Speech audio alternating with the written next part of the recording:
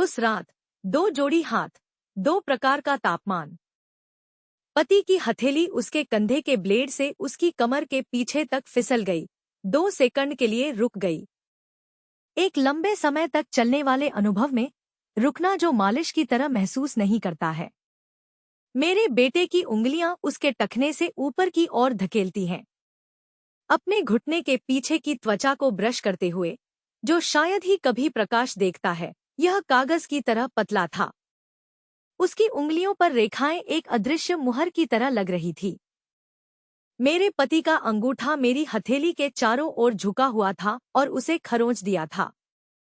Keyhole में डाली गई चाबी की तरह मेरे बेटे के अंगूठे के जाल ने उसकी जांघ के वक्र को पकड़ लिया। उसने कसकर पकड़ लिया और दूर नहीं गया। दोनों हाथ मेरे शरीर के दोनों ओर एक साथ स्थित हैं, प्रत्येक अलग अलग स्थित हैं, और मैं उनके बीच सैंडविच हो गया। मेरे पैर की उंगलियां मुड़ी हुई थी और फिर छोड़ दी गईं, फिर से खुल गईं और कल हो गईं। फिर बेटे का सिर नीचे हो जाता है, होंठ उसके पैर के शीर्ष से 1 सेंटीमीटर ऊपर लटके हुए होते हैं। उस अछूती गर्मी ने मुझे किसी भी स्पर्श से अधिक तनावग्रस्त कर दिया। मेरे पति अगले कमरे में फोन पर थे। वह इंतजार कर रहा था और मैं भी। ऐसा नहीं हुआ, लेकिन यह उस रात समाप्त हो गया। यह अनगिनत बार होता रहा है। उस सप्ताहांत की रात मेरे पति ने कहा कि वह मुझे आराम करने में मदद करना चाहते हैं। बेटा फर्श पर बैठा पहेली के 1000 टुकड़े इकट्ठा कर रहा था। उसने अपना सिर नीचे किया और केवल एक नरम गुनगुनाहट दी। ऐसा लगता है कि यह मामला बहुत पहले तय हो गया था। लिविंग रूम की लाइटें मंद थी। कोने में केवल फर्श लैंप अभी भी चालू था। मंद पीली रोशनी तिरछे कटी हुई है। पूरे स्थान को प्रकाश और अंधेरे हिस्सों में विभाजित करें।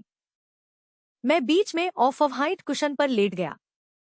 किनारों को गहरे हरे रंग की पाइपिंग के साथ कढ़ाई की जाती है। उसके पति ने कैबिनेट में गहराई से एम्बर रंग के आवश्यक तेल की एक बोतल निकाली। जब आप ढक्कन खोलते हैं तो पूरा लिविंग रूम ऐसा महसूस होता है जैसे यह पहली मंजिल से छिपा हुआ है। इसके चारों ओर एक पतली फिल्म लपेटती है और एक मीठी और कोमल खुशबू धीरे धीरे फैलती है। उसने अपनी हथेली में कुछ बूंदें गिराईं और अपने हाथों को आपस में रगड़े। फिर मेरी गर्दन के पिछले हिस्से को ढक दो। उसकी उंगलियों में पतले कॉलस होते हैं और जब उसके कंधे और गर्दन के दोनों किनारों पर गांठों को रगड़ते हैं तो दबाव बिल्कुल सही होता है। मैंने अपने गले से एक बहुत ही नरम आह सुनी। उसका चेहरा एक मुड़े हुए तौलिए में दबा हुआ था। उसकी गर्म सांस कपड़े से अवरुद्ध हो गई थी, उसके चेहरे पर दबाव डाल रही थी। उसका शरीर इंच दर इंच ढीला हो गया जैसे गर्म पानी में सूती फुलाना। मेरे बेटे के पहेली के टुकड़े कभी-कभी हल्की क्लिक करने की आवाज करते थे। उसकी उंगलियां टुकड़ों के माध्यम से फ्लिप हो गई, कभी-कभी रुक जाती थी, शायद एक निश्चित किनारे के आकार की तलाश में। फिर लय बदल जाती है, कोई रुकावट या स्पष्ट विराम नहीं। लेकिन मैंने इसे महसूस किया। जब उसकी हथेली नीचे से फिसल गई तो उसके कंधे के ब्लेड उसकी कमर के खोखले तक हो गए। आधा बीट धीमा स्टे 1 या 2 सेकंड तक चला। यह वह गति नहीं है जो मालिश में होनी चाहिए। मालिश बार बार एक ही स्थान पर इस्त्री नहीं करती है। रीढ़ की हड्डी के दोनों किनारों पर खोखले के साथ अपने अंगूठे से दबाते हुए, कभी हल्का, कभी भारी। यह ऐसा था जैसे वह किसी ऐसी चीज का परीक्षण कर रहा था जिसे मैंने अभी तक नाम देने का फैसला नहीं किया था। मैंने अपनी आंखें बंद कर ली। मेरी पीठ पर हाथ का भार पहले से अलग था। यह दर्द से राहत देने जैसा नहीं है, बल्कि त्वचा के नीचे तापमान और उतार चढ़ाव को महसूस करना है। हवा में मिठास भी अपरिचित लगने लगी। ऐसा लगता है कि शरीर की गर्मी से गर्म होने के बाद यह किण्वन हो जाता है। अवर्णनीय तीखेपन के संकेत के साथ आवश्यक तेल की एक ही बोतल। लेकिन मुझे जो गंध आती है वह बदल रही है। मुझे यकीन नहीं है कि गंध वास्तव में बदल गई है या नहीं। या क्या मेरी इंद्रियों ने तर्क से पहले निर्णय लिया? मैंने अपना ध्यान हटाने और उसकी सांस लेने की दर को गिनने की कोशिश की। फर्श लैंप बल्बों की गुनगुनाहट को गिनते हुए, मेरे बेटे के टुकड़ों के माध्यम से अफवाह उड़ाने की आवाज गिनते हुए। लेकिन उन हाथों ने मुझे जाने देने से इनकार कर दिया। उसकी उंगलियां उसकी कमर के दोनों ओर से केंद्र की ओर चली गईं। रीढ़ की पूंछ को नीचे की ओर स्लाइड करें और तौलिए के किनारे पर रुकें। अब और नीचे नहीं, कोई प्रस्थान नहीं।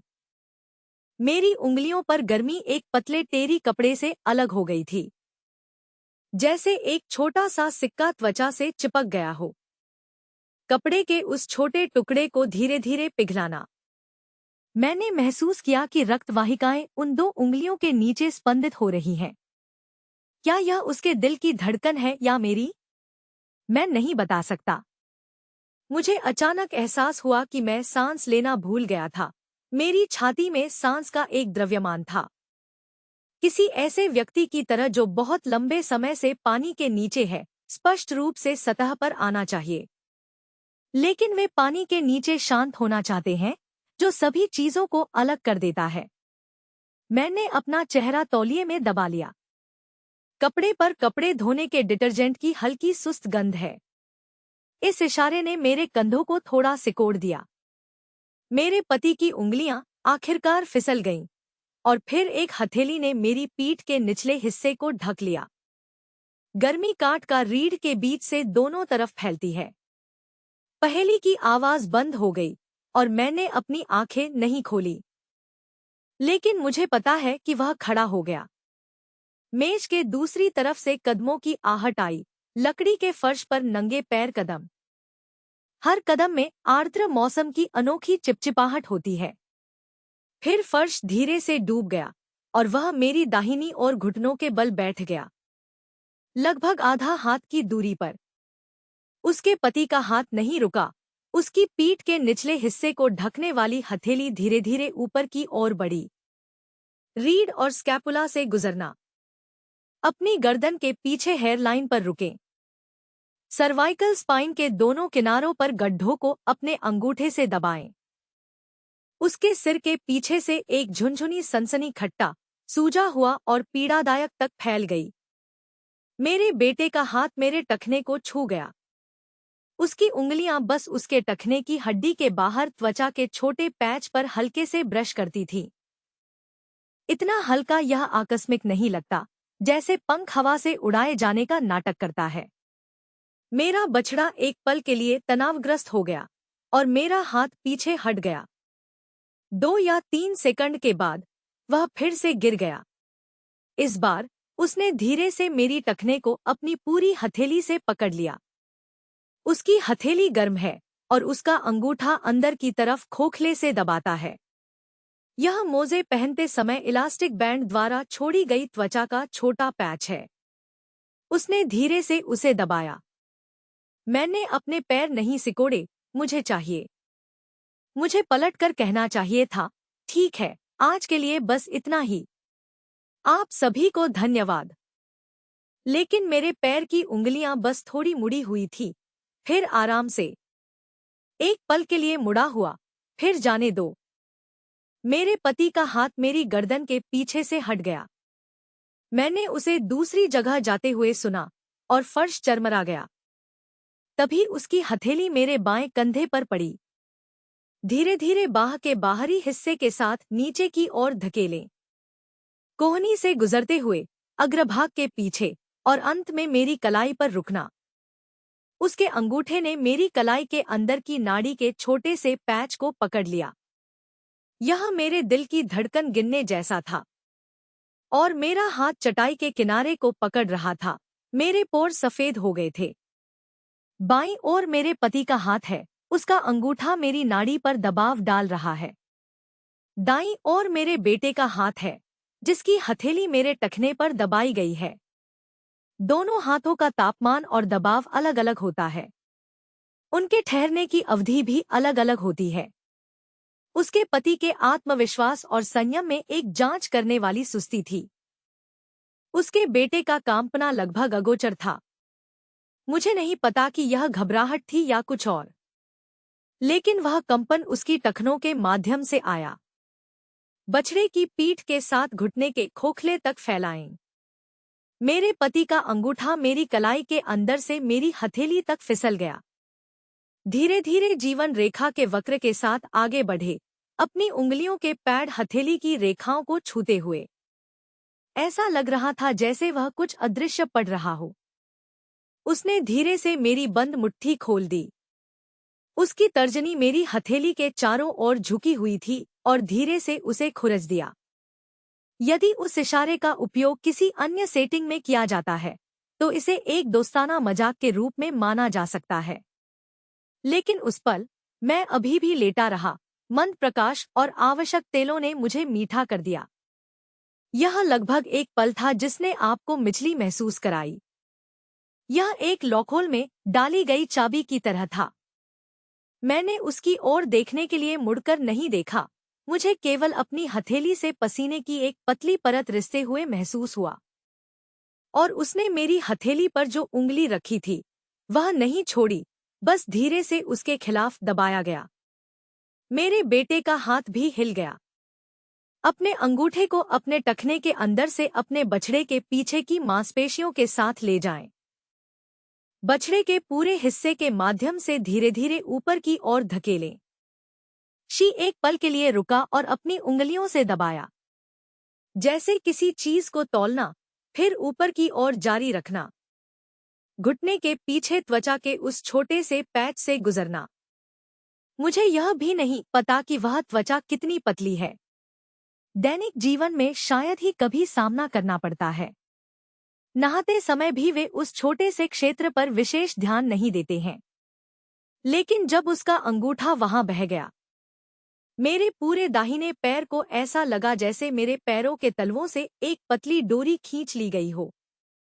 ऐसा लग रहा था जैसे किसी ने मेरी त्वचा के नीचे तांबे का बहुत पतला तार रख दिया हो। करंट घुटने से भीतरी जांघ तक चला गया, रीढ़ की हड्डी के साथ सिर के पिछले हिस्से तक दौड़ना।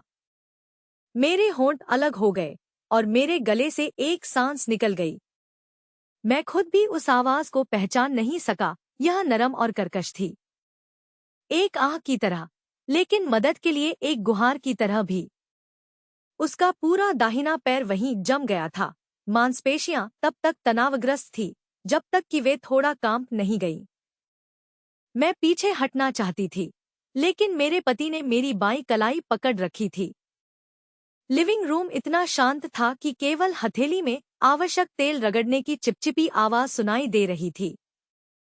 मेरा बेटा वहां घुटनों के बल बैठ गया, उसकी नजर मेरे पैर पर पड़ी।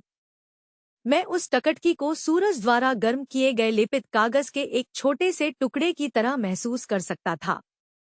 उसकी उंगलियां उसके घुटनों के पीछे रुक गईं और आगे नहीं बढ़ी, बस एक साथ चिपक रहा है। मुझे लगता है कि त्वचा थोड़ी लाल है। यह उसकी उंगलियों के नीचे पहचानने योग्य नहीं जल रहा था। उसकी सांस मेरे दाहिने पैर से लगभग 1 फुट बाहर थी, एक ऐसे स्वर के साथ जो एक युवा व्यक्ति के रूप में पूरी तरह से गहरा नहीं हुआ है। प्रत्येक श्वास पिछले से अधिक गहरी होती है। ऐसा लग रहा था जैसे उसकी छाती के अंदर कुछ जमा हो रहा है, ओवरफ्लो होने वाला है। मेरे पति का हाथ मेरी हथेली से फिसल गया और मेरी पीठ के निचले हिस्से को ढक दिया।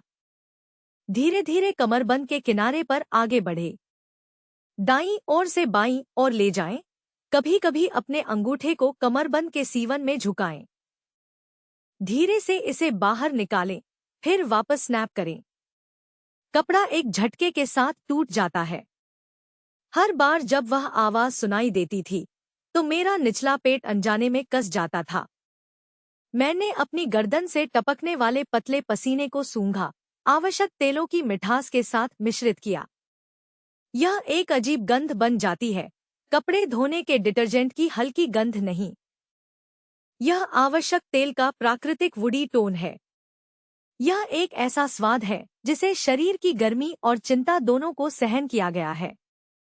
मेरा शरीर एक ऐसी गंध पैदा कर रहा है जिसे मैं नहीं पहचानता। उसके बेटे की आवाज ने चुप्पी तोड़ी। उसने कहा, माँ, आपकी गर्दन के पीछे तिल है। उनका स्वर उतना ही सपाट था जितना कि एक पहेली पर एक टुकड़े की स्थिति का वर्णन करना। लेकिन अंतिम नोट थोड़ा कांप गया। यह कोई प्रश्न या विस्मयादिबोधक नहीं है, बस एक बयान है। लेकिन इतने शांत माहौल में ऐसा क्यों कहा जाए? एक स्वर में, जैसे कि किसी बात की पुष्टि कर रहा हो। मैंने कोई जवाब नहीं दिया। मेरा चेहरा तौलिए में दबा हुआ था। वह कपड़ा मेरी सांसों और मेरे माथे पर पसीने से एक छोटे से पैच में भीग गया था।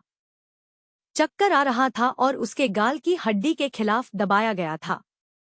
उसके पति का हाथ एक पल के लिए रुका, फिर उसकी पीठ के निचले हिस्से से दूर चला गया। यह मेरे सिर के पीछे मेरे बालों के सिरों तक गिर गया। उसकी उंगलियां मेरे बालों के माध्यम से दौड़ती थी, मेरी गर्दन के पीछे से मेरे सिर के ऊपर तक कंघी करती थी। फिर यह बालों के साथ नीचे फिसल गया। उसकी उंगलियां कभी-कभी मेरे कान के खिलाफ ब्रश करती थी। वह खुजली उसके कान की नोक से लेकर उसके कॉलर बोन तक लगी। मैंने अपने निचले होंठ को थोड़ा सा निगल लिया और अपने मुंह के कोने पर पर्याप्त शब्द निगल लिया। मेरे बेटे का हाथ आखिरकार उसके घुटने के पीछे छूट गया।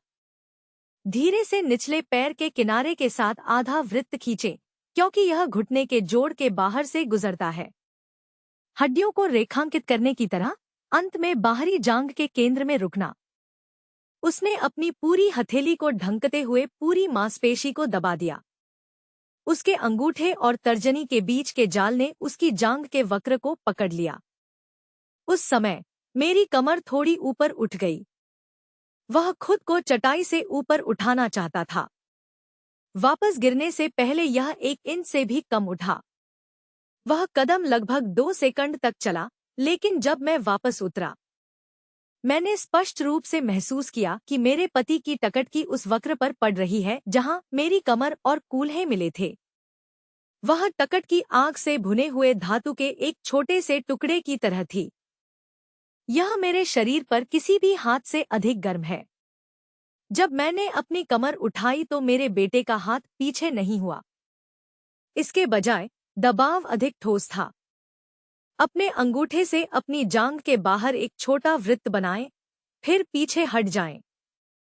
इसे बिना हिलडुले वापस अपनी जगह पर चिपका दे। मैंने उसे जोर से निगलते हुए सुना। शांत जगह में आवाज पानी में फेंके गए पत्थर की तरह थी। लहरें दीवार से टकराईं और फिर लौट आईं। पति खड़ा हुआ, कुशन को दरकिनार कर दिया और अपने बेटे के सामने घुटनों के बल बैठ गया। फर्श चरमरा गया। उसके बाद कपड़े के खुरचने की आवाज आई।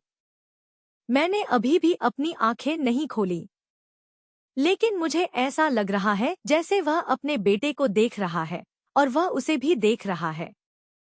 हवा में सन्नाटा उन कुछ सेकंडों में एक अलग ही रूप ले लेता है। चिपचिपा प्रवाह से एक स्थिर और तनावपूर्ण इलास्टिक बैंड तक अपनी सीमा तक फैला हुआ है। तभी मेरे बेटे का हाथ मेरी जांघ के बाहर से फिसल गया। उसने अपने पैर को अपने घुटने तक खिसकाया, धीरे से उसे निचोड़ा और फिर पूरी तरह से चला गया। जिस क्षण त्वचा से गर्मी बाहर निकल जाती है, उस स्थान ने एक स्पष्ट छाप छोड़ी। उसके पति ने उस पद पर कब्जा कर लिया। मेरी दाहिनी जांघ के किनारे को ढक दो। मेरे बेटे के हाथ से बड़ा आकार। इसे और अधिक व्यापक रूप से कवर करें। उंगलियां थोड़ी अलग, अंगूठे जांघों के सामने के पास दबाए गए। अन्य 4 अंगुलियों ने जांघ के पिछले हिस्से के चारों ओर लपेटा और अंदर मजबूती से दबाया।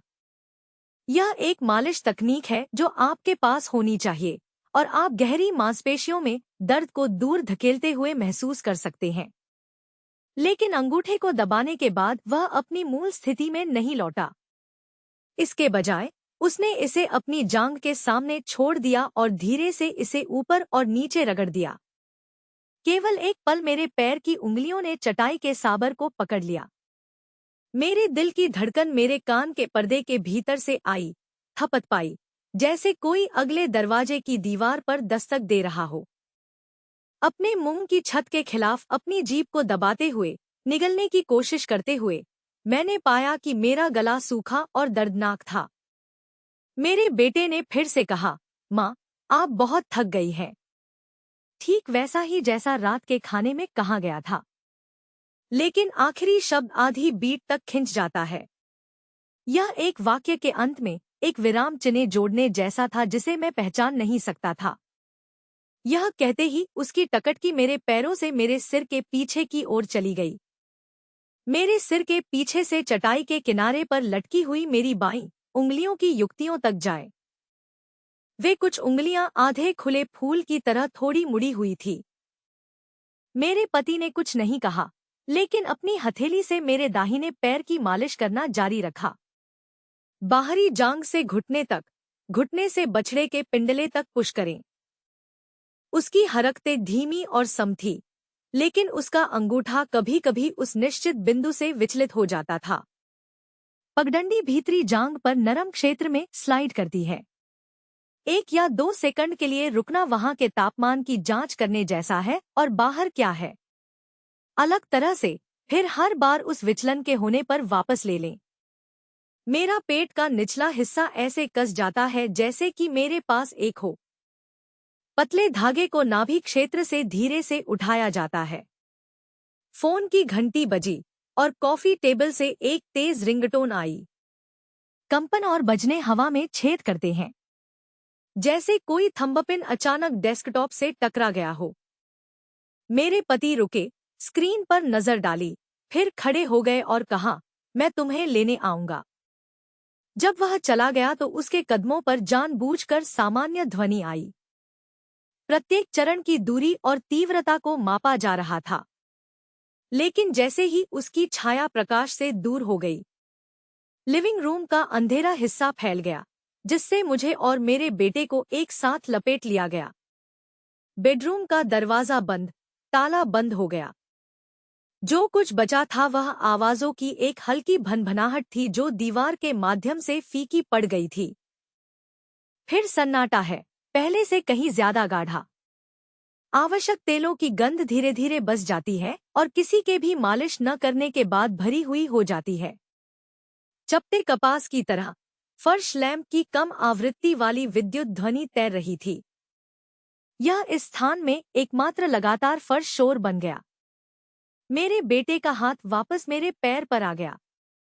इस बार कोई जांच नहीं हुई, नहीं, वह धीरे धीरे टखने से ऊपर उठने लगी। हथेली सीधे दाहिने पैर के पिंडली को ढकती है। उसकी उंगलियां थोड़ी कसी हुई थी, जैसे कि किसी ऐसी चीज को पकड़ रही हो जो फिसल सकती है। उसने धीरे से अपने अंगूठे को केंद्र में उथले खांचे में दबाया। उसकी सांसें पहले से ज्यादा भारी थी। हर बार थोड़ी दबी हुई आह होती थी। उसने कुछ नहीं कहा, लेकिन अपना दूसरा हाथ ऊपर रख दिया। मेरे पैर के शीर्ष पर आराम करते हुए हथेली मेरे पैर के शीर्ष के वक्र को छूती है। उंगलियां स्वाभाविक रूप से पैर की उंगलियों के दोनों ओर नीचे लटकती हैं। आपकी उंगलियों के पैर धीरे से दूसरे और तीसरे पैर की उंगलियों के बीच की खाई को कसते हैं। वे हाथ मेरे पति की तुलना में छोटे थे, लेकिन उन हाथों से बहुत बड़े थे जो मुझे बच्चों से याद थे। उंगलियां अच्छी तरह से परिभाषित हैं, नाखून बड़े करीने से छंटनी की गई हैं। उसके अंगूठे के पैड में कलम को लंबे समय तक पकड़ने के कारण छोड़े गए कॉलस की एक पतली परत होती है। उसने बस मेरे पैरों और बछड़ों को ऐसे ही सहला लिया। चुपचाप बैठे। मैंने उसके एडम के सेब के पहले से ज्यादा स्पष्ट हिलने की आवाज सुनी। ऐसा लगा जैसे उसके गले में कुछ फंस गया है, निगलना असंभव है। फिर उसका सिर नीचे हो गया। गर्म सांस मेरे पैर के शीर्ष के खिलाफ ब्रश कर रही थी, सर्दियों में अचानक दबाव डालने वाली छोटी गर्म हवा की तरह। मेरे पैर की उंगलियां अनजाने में मुड़ गईं। उसकी उंगलियों ने धीरे से उन मुड़े हुए पैर की उंगलियों को पकड़ लिया। यह कहने जैसा है, डरो मत। 5 उंगलियां मेरे पैर की उंगलियों के चारों ओर लपेटती हैं। कोमल लेकिन दृढ़, पीछे हटने का कोई इरादा नहीं। उसके होंठ मेरे पैर के शीर्ष पर थोड़ी देर के लिए रुक गए। एक चुंबन नहीं, बल्कि एक विराम, जैसे कि अनिश्चित हो कि आगे बढ़ते रहना है या नहीं। जैसे चट्टान के किनारे पर खड़े होकर झिझक रहा हो कि अपना पैर पीछे खींचना है या नहीं। मेरे होठों का तापमान हवा की एक पतली परत के माध्यम से मेरे पैरों के शीर्ष पर त्वचा के खिलाफ दबाया गया। वह अछूता दमनकारी भावना मेरे द्वारा अनुभव की गई किसी भी चीज से अधिक तीव्र थी।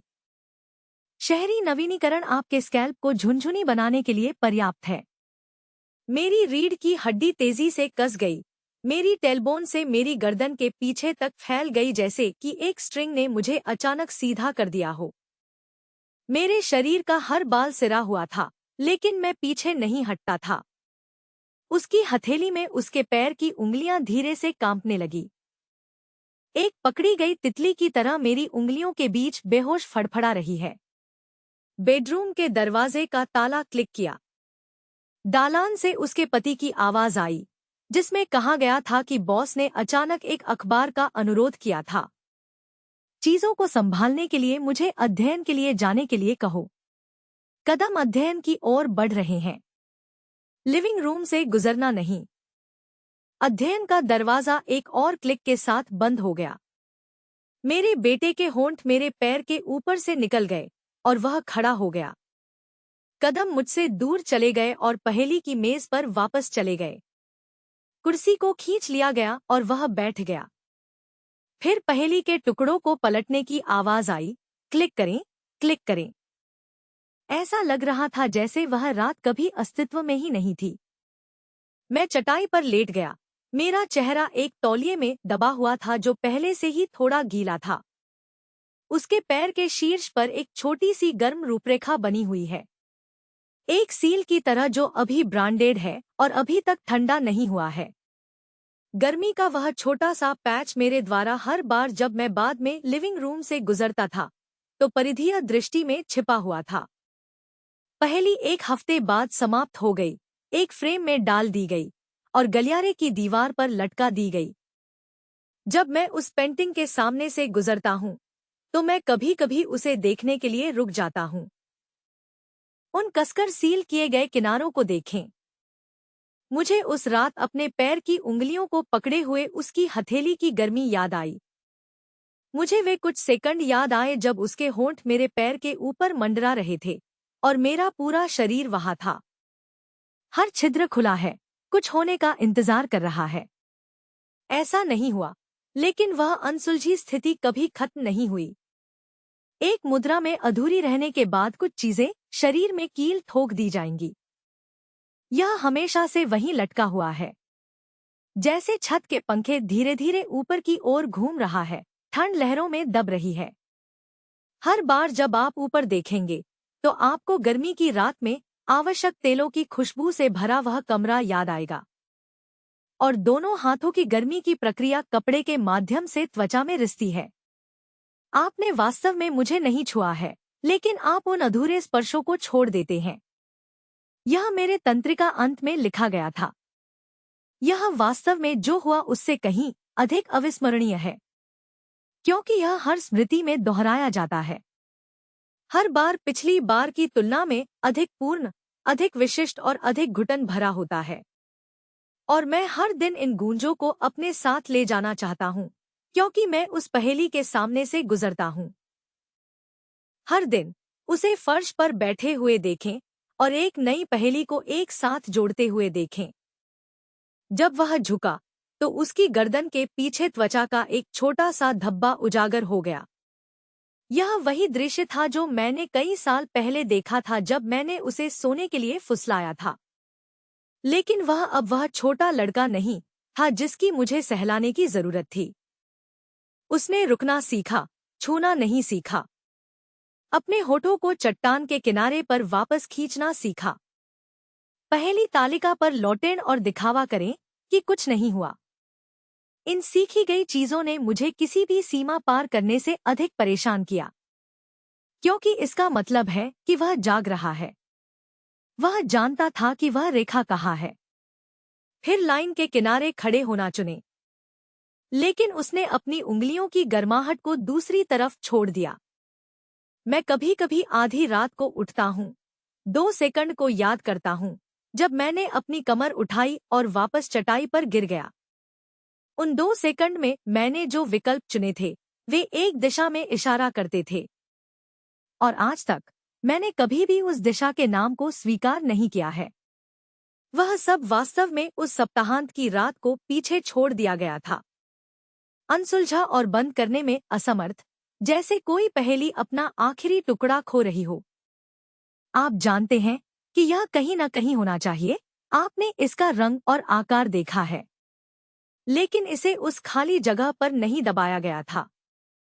तो उस छोटी सी जगह की पूरी पेंटिंग हमेशा खाली रहती है। हर बार जब आप दालान से गुजरेंगे तो आपको वह अंतर दिखाई देगा। यह चुपचाप और धैर्यपूर्वक आपको याद दिलाता है कि कुछ कभी खत्म नहीं होता है। यह शायद कभी पूरा नहीं होगा, लेकिन वह अंतर पेंटिंग का मुख्य हिस्सा बन जाएगा, क्योंकि इसके बिना यह सिर्फ एक और साधारण पहेली है। और इसके साथ हर बार जब आप दालान से नीचे चलते हैं तो आप रुकते हैं और एक और नज़र डालते हैं। यह ऐसा है जैसे यह पुष्टि कर रहा हो कि आकार अभी भी अपने मूल सिलहूट को बरकरार रखता है या नहीं। यह नहीं बदला था। इसका आकार और आकार बिल्कुल उस रात के समान था। एक पैर की रूपरेखा, एक वयस्क महिला का पैर, हथेली में पकड़े गए 5 पैर की उंगलियों का वक्र, और एक चुंबन जो वास्तव में कभी नहीं उतरा। भाग 2। उस गर्मी में मैं 16 साल का था। वह नशे में था और जमीन पर गिर गया और मैं उसके बगल में बैठ गया। उसकी उंगली अनजाने में उसकी ओर आधा इंच खिसक गई। उंगलियों और हवा के बीच कुछ भी नहीं था। यह एक पूरी नदी से अलग होने जैसा है। वह लुढ़क गया। उसकी उंगलियां मेरे जूतों की युक्तियों के बगल में गिर गईं। बाहर के सिकाड़ों ने अचानक चहकना बंद कर दिया। रात में वह मेरे दरवाजे पर खड़ा था। पैर की उंगलियां दरवाजे की चौखट को छू रही थी। दरवाजे की दरार से एक परछाई अंदर आ गई। मैं बिस्तर पर लेटा हुआ 4 बार अपने दिल की धड़कन गिनता था, लेकिन उसने कभी दस्तक नहीं दी। एक आंधी के दिन वह मेरे पीछे खड़ा था। उसकी छाती मेरी पीठ से 3 सेंटीमीटर दूर थी। सांस मेरे सिर के ऊपर गिरती है। उसने खिड़की के फ्रेम पर अपना हाथ रखा। मुझे छुआ नहीं, लेकिन मैं पूरी तरह से उससे घिर गया था। सबसे तीव्र वह रात थी जो एक दरवाजे से अलग थी। उसकी आवाज लकड़ी के बोर्ड के दूसरी तरफ से आई, गहरी और गहरी। उदास महसूस करना।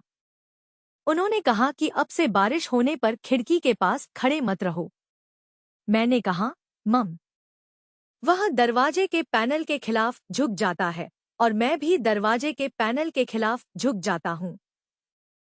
2 तख्ते एक साथ 1 इंच से भी कम मोटे होते हैं। हम में से किसी ने भी धक्का नहीं दिया। उस गर्मी में मैं 16 साल का था और वह नशे में हो गया। लिविंग रूम के फर्श पर गिर गया। उसके बगल में शराब की 3 खाली बोतलें पड़ी थी। दोपहर 3 बजे सूरज अपने सबसे तीव्र तापमान पर होता है। धुंध की खिड़की के बाहर से सिकाडस की आवाज आई। एक पूरा पैच इतना घना था कि ऐसा लग रहा था जैसे कोई चाकू के पिछले हिस्से से पिग आयरन के टुकड़े को बार बार पीस रहा हो। मैं हैंगओवर सूप का कटोरा लेकर रसोई से बाहर आया और बैठ गया। कटोरे को उसकी बाईं ओर रखें। कटोरे के तल से टाइल्स टकराने की आवाज बहुत धीमी थी। वह नहीं उठा। वह सो गया। होंठ थोड़े अलग हो गए। उसकी सांसें चावल की शराब की खुशबू के साथ मिल गईं। और पसीना, वह गंध दमघोंटू हवा में नहीं जाएगी। मैं उसके बगल में बैठ गया। मुझे खड़ा होकर चला जाना चाहिए था, लेकिन मैंने अपनी टकटकी उसके बाएं कंधे पर पड़ते नहीं देखा। एक पुराना निशान है जो नेकलाइन के नीचे से तिरछे फैला हुआ है। ये उनके काम से छोड़े गए निशान हैं। वह निशान आसन्न त्वचा की तुलना में रंग में हल्का था, थोड़ा उठा हुआ था। सूरज की रोशनी में बहुत पतली छाया डालना। मैंने लगभग 5 सेकंड या उससे अधिक समय तक उस निशान को देखा। फिर मैंने अपने दाहिने हाथ पर ध्यान दिया। वह दाहिना हाथ उसके घुटने पर टिका हुआ है। कुछ बिंदु पर यह पहले से ही उसकी ओर थोड़ा झुक गया था। पिंकी और अनामिका के बीच आधा इंच हवा होती है। जानबूझकर नहीं, बस वहां रखा गया है और दिशा बिल्कुल उसकी है। वह लुढ़क गया, उसका हाथ उसके पेट से फिसल गया। उसकी उंगलियां जमीन पर टपक गईं, मेरे जूतों की युक्तियों से एक हथेली की दूरी से भी कम। उसी समय बाहर सिकाड़ों की चहचहाहट अचानक बंद हो गई। यह वास्तव में रुक गया। पूरी गली अचानक खाली महसूस हुई। मैंने उसकी उंगली को घूर कर देखा। उसकी उंगलियां टाइल्स पर मुड़ गईं, फिर धीरे धीरे आराम करने लगे, मानो कुछ हुआ ही न हो। मैं खड़ा हुआ, अपने कमरे में पीछे हट गया और दरवाजा बंद कर दिया। दरवाजे के खिलाफ झुककर मैंने अपने दाहिने हाथ की ओर देखा। उसके पोर सफेद जकड़े हुए थे और उसकी हथेली में 4 स्पष्ट नाखून के निशान थे, बहुत गहरे। उस रात वह उठा और मैंने उसे कमरे में फर्श से सुना। उठने की आवाज, टाइल्स पर कदम रखने की आवाज, पानी खोजने के लिए रसोई की ओर ठोकर खाई। फिर उसके कदम मेरे दरवाजे पर रुक गए।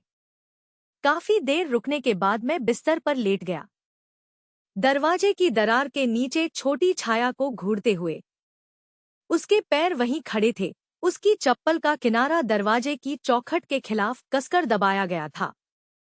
कोई कदम आगे नहीं, कोई मुड़ना नहीं। मैंने उसे एक कौ निगलते हुए सुना, उसके एडम के सेब की आवाज एक दरवाजे से गुजरती है। यह इतना स्पष्ट था कि ऐसा लगा जैसे यह मेरे कान तक था। मैंने अपनी आंखें खोलीं और अपने दिल की धड़कन को गिना। तेज से धीमी तक, धीमी से तेज तक, और फिर से तेज से धीमी गति तक। उसने 4 राउंड गिने और अंत में वह चला गया। जैसे ही कदमों की आहट फीकी पड़ी, मैं पलट गया। अपना चेहरा तकिए में दबा लें। तकिए पर मेरी अपनी सांस थी, गर्म और नम। मैंने अपनी आंखें बंद कर लीं, फिर उन्हें फिर से खोला। दरवाजा अभी भी बंद था। दरवाजे की दरार के नीचे कोई रोशनी नहीं बची थी। लेकिन मुझे हमेशा ऐसा लगता है कि वहां अभी भी कुछ खड़ा है, एक छाया या एक सांस, या बस कुछ ऐसा जिसे मैं स्वीकार नहीं करना चाहता।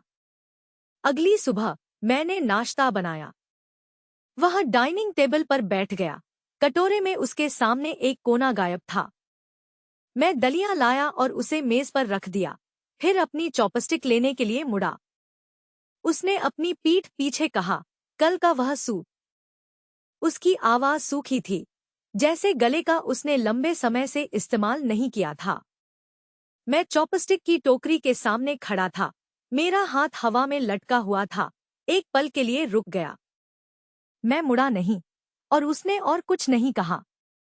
मैंने अपनी चॉपस्टिक उसके कटोरे से रखी और रसोई में वापस चलने के लिए मुड़ गया।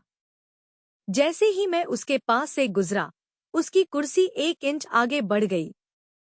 एक बहुत ही मामूली 1 इंच की कुर्सी के पैर ने एक हल्की आवाज के साथ फर्श की टाइलों को खुरच दिया। मैं रुक गया और उसने मेरी ओर देखा। हमारी दूरी मेरे कंधे से उसके कंधे तक थी। यह एक शासक की लंबाई के बारे में था। खिड़की के बाहर कपूर के पेड़ के पत्ते हवा से हिल रहे थे। उसके चेहरे पर प्रकाश और छाया आगे पीछे टिमटिमाती थी।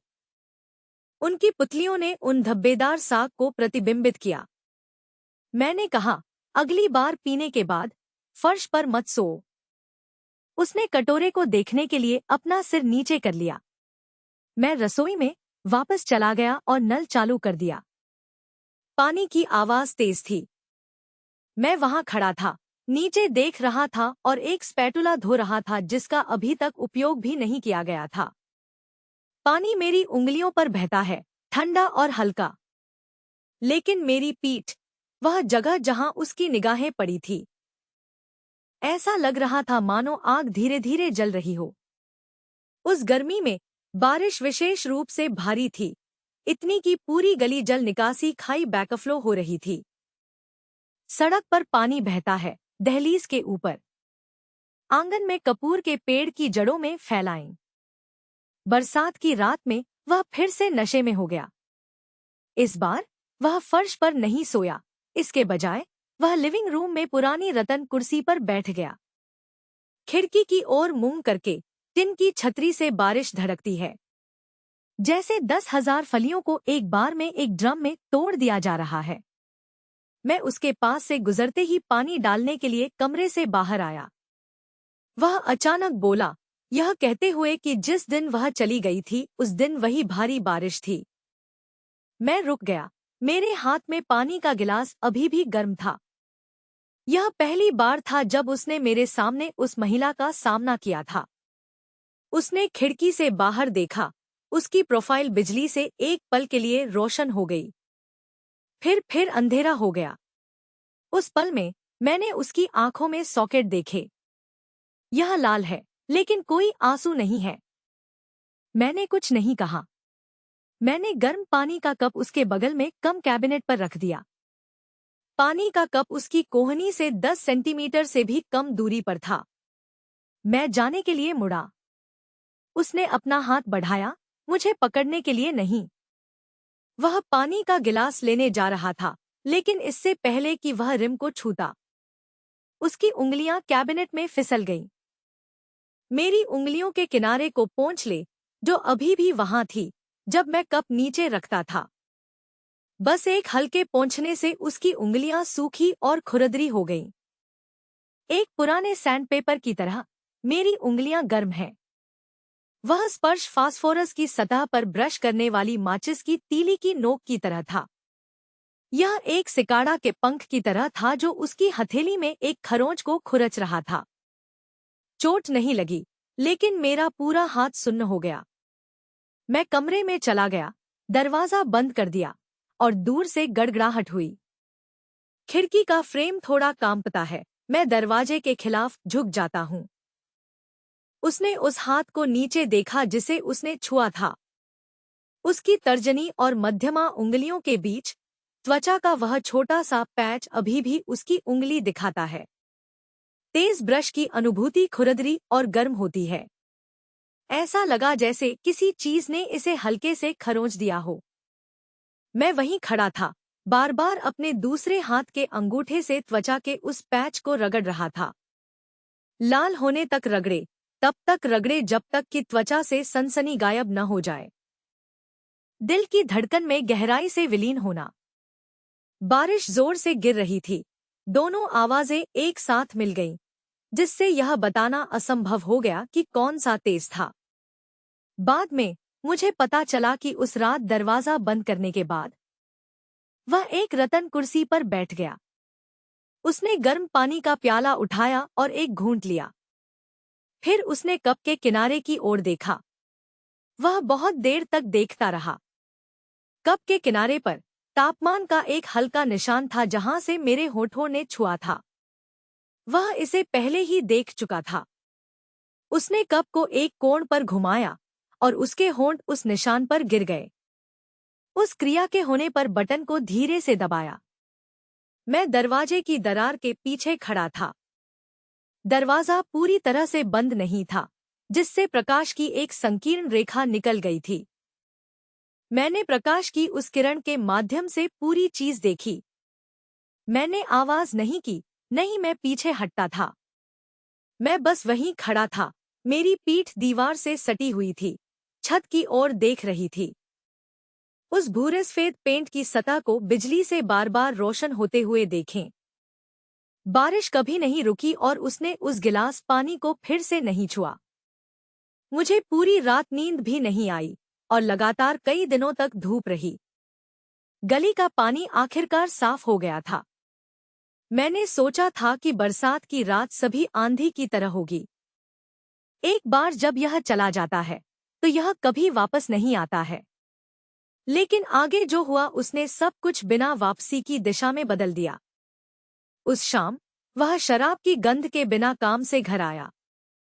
उसने दरवाजे पर जूते बदलते हुए काफी देर तक नीचे देखा। मैंने उसकी निगाहों का पीछा किया और देखा कि मेरी चप्पलें जमीन पर पड़ी हैं। एक झुका हुआ था, दूसरा सीधा, उनके जूतों की युक्तियों के साथ दरवाजे की ओर इशारा कर रहा था। वह कुछ सेकंड के लिए वहां खड़ा रहा, फिर अपने जूते बदले और अंदर चला गया। लिविंग रूम से गुजरते ही वह रुक गया। खाने की मेज पर एक कटोरा था जिसे मैंने आधा खाया था, जिसमें मेरी चॉपस्टिक क्षैतिज रूप से आराम कर रही थी। वह बाहर पहुंचा और एक चॉपस्टिक को सीधा किया। केवल एक रखा गया है और दूसरा अभी भी क्षैतिज रूप से पड़ा है। जब वह पानी डालने के लिए रसोई में गया, मैं चूल्हे पर उसकी ओर पीट करके सब्जियां काट रहा था। वह मेरे पीछे चला गया, बहुत करीब।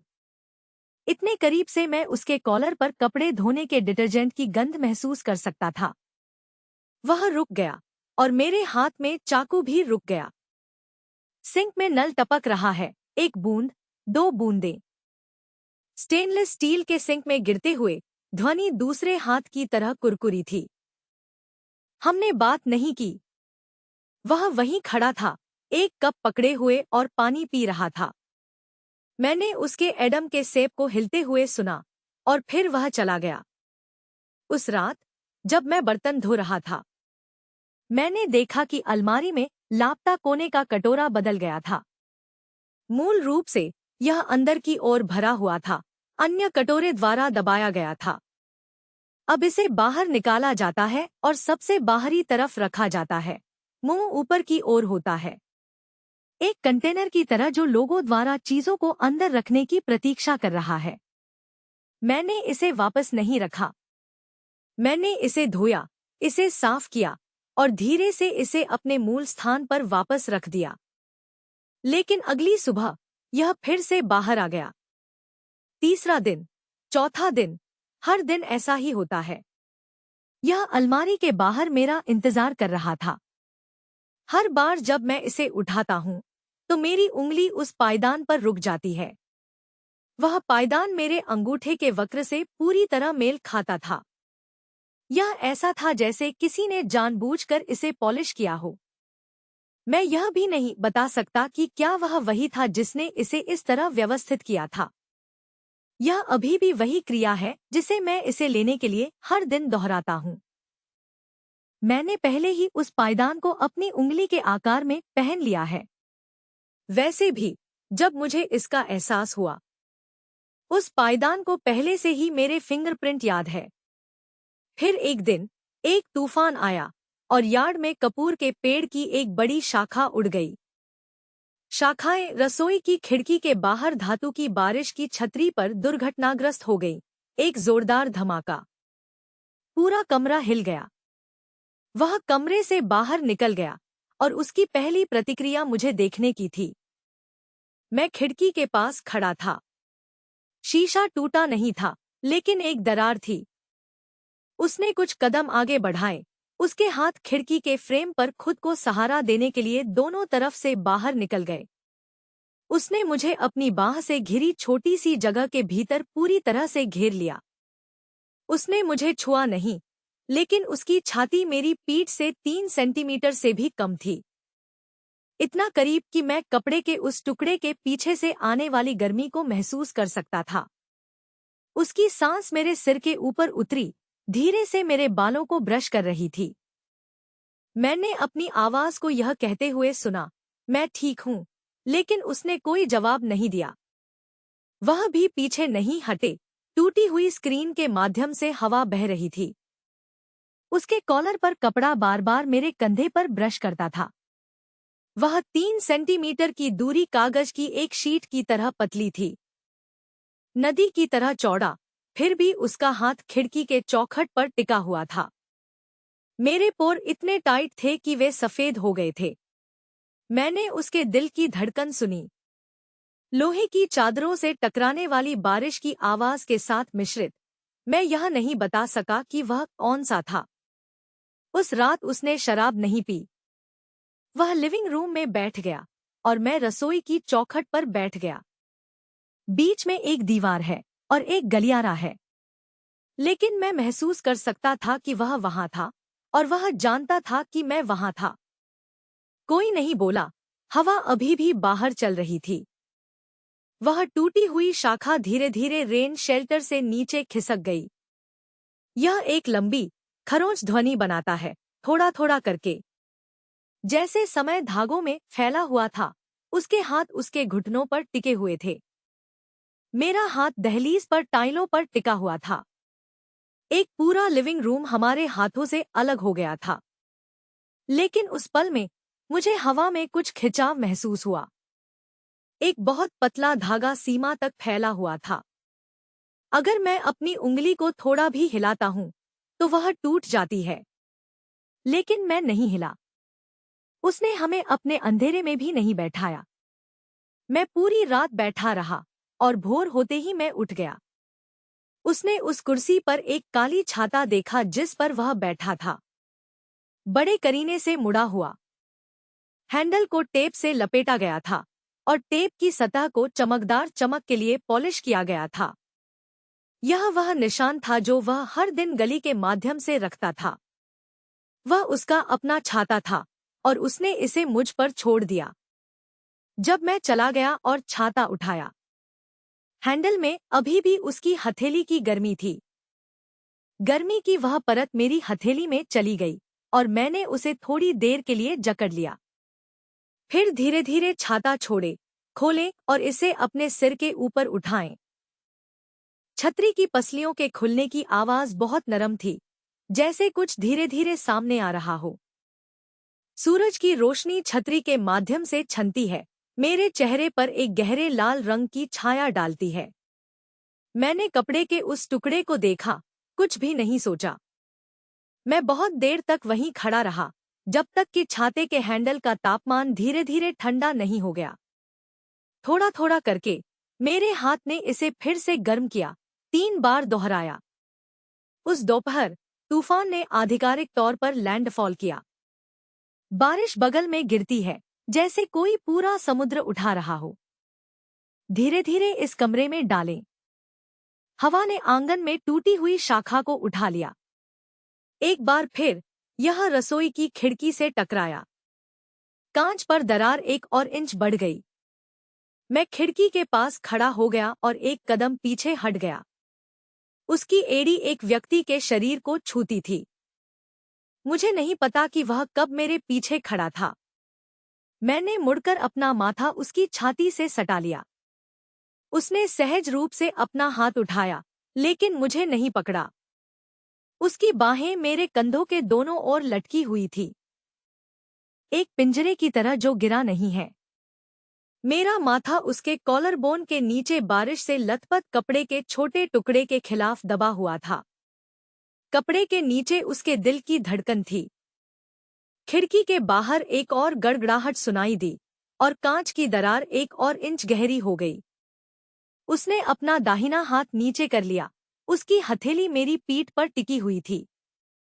सूती कपड़े की एक पतली परत के माध्यम से वह मुझे खिड़की से घर में ले गया। बस एक कदम, उसकी हथेली 2 सेकंड के लिए मेरी पीठ पर रुक गई। फिर उसने त्वचा के उस छोटे से धब्बे को ऊपर उठाया। उसी क्षण उसने अपनी हथेली छोड़ दी। ऐसा लगा जैसे एक परत फट गई हो, ठंडी और ठंडी हो गई हो, खाली और खाली। उसने कुछ नहीं कहा, मुड़ा और रसोई में चला गया। गर्त के नीचे से रिसने वाले पानी को रोकने के लिए नीचे बैठे। मैं लिविंग रूम में खड़ा था, उसकी झुकी हुई पीठ को देख रहा था। उसकी रीढ़ उसकी भीगी हुई टी-शर्ट के नीचे से बाहर निकल गई थी। बारिश का पानी उसकी गर्दन के पिछले हिस्से से नीचे चला गया, उसके कॉलर में भीग गया।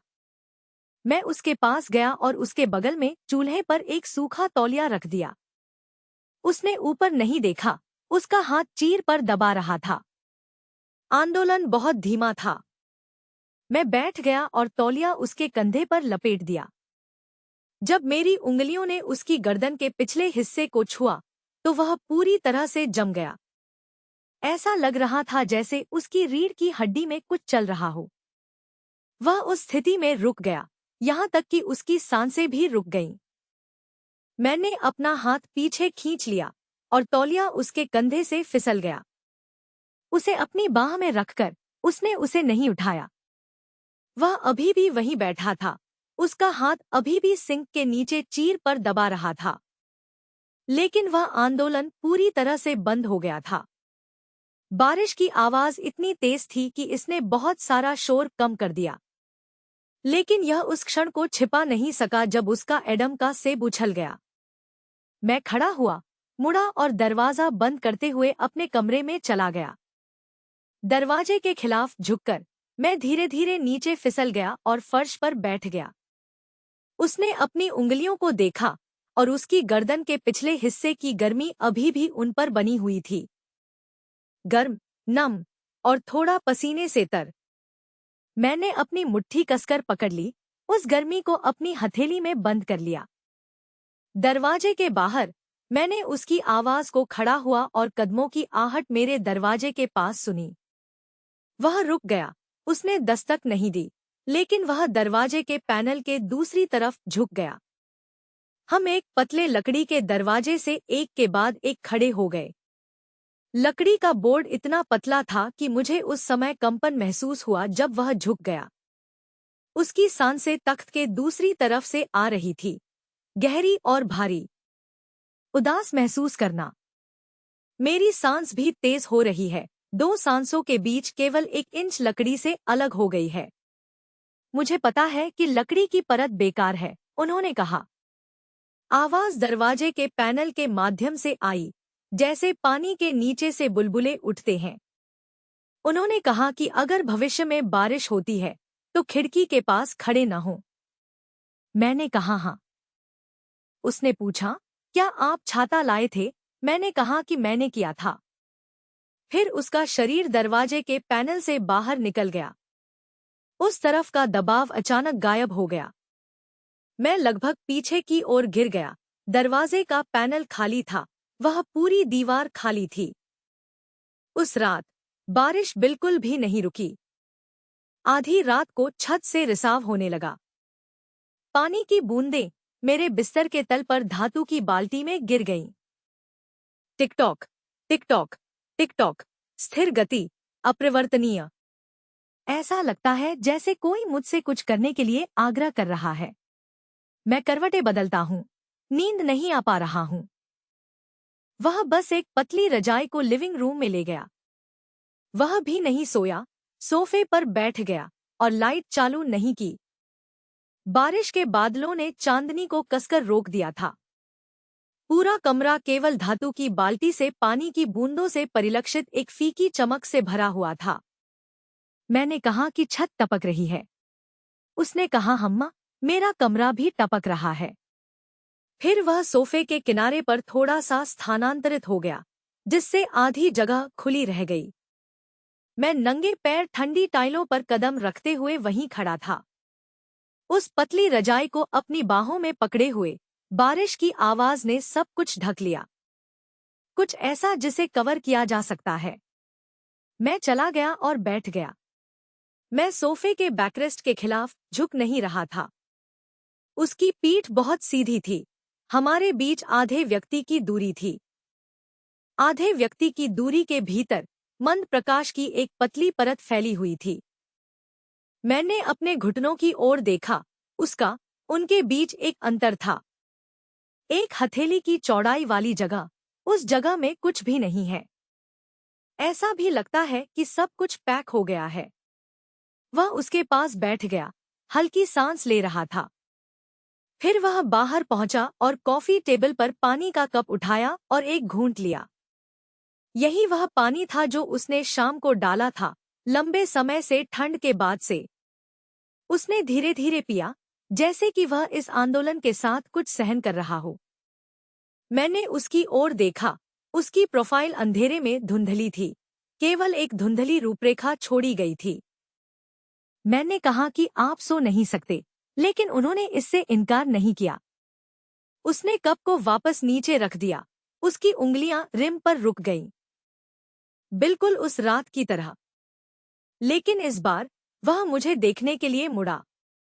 अंधेरे में उसकी नजर मेरे चेहरे पर पड़ी।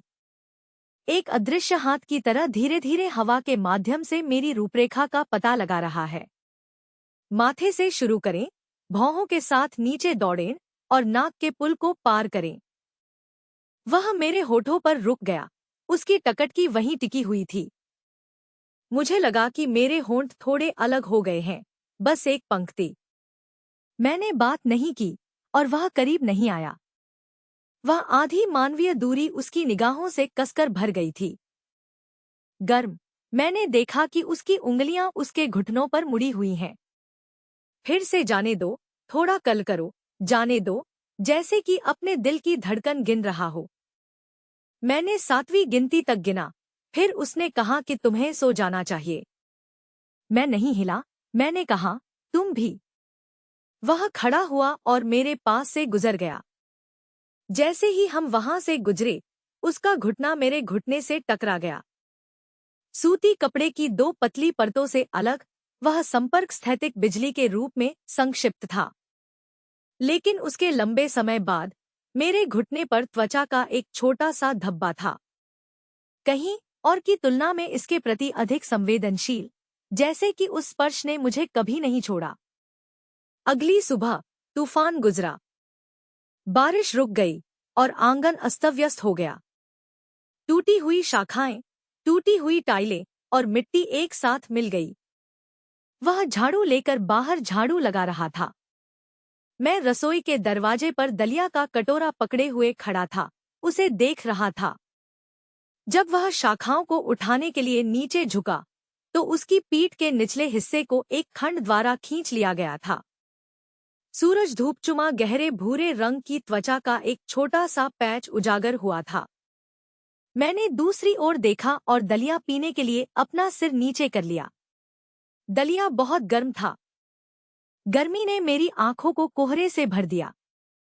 मैंने कटोरा नीचे रखा, अपने कमरे में चला गया और दरवाजा बंद कर दिया।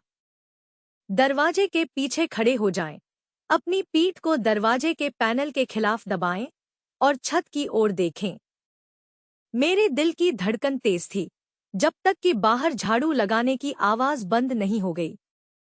वह दरवाजे के बाहर खड़ा था। मैंने उसे दरवाजे के बाहर खड़ा सुना और लगभग 10 सेकंड के लिए रुकता रहा।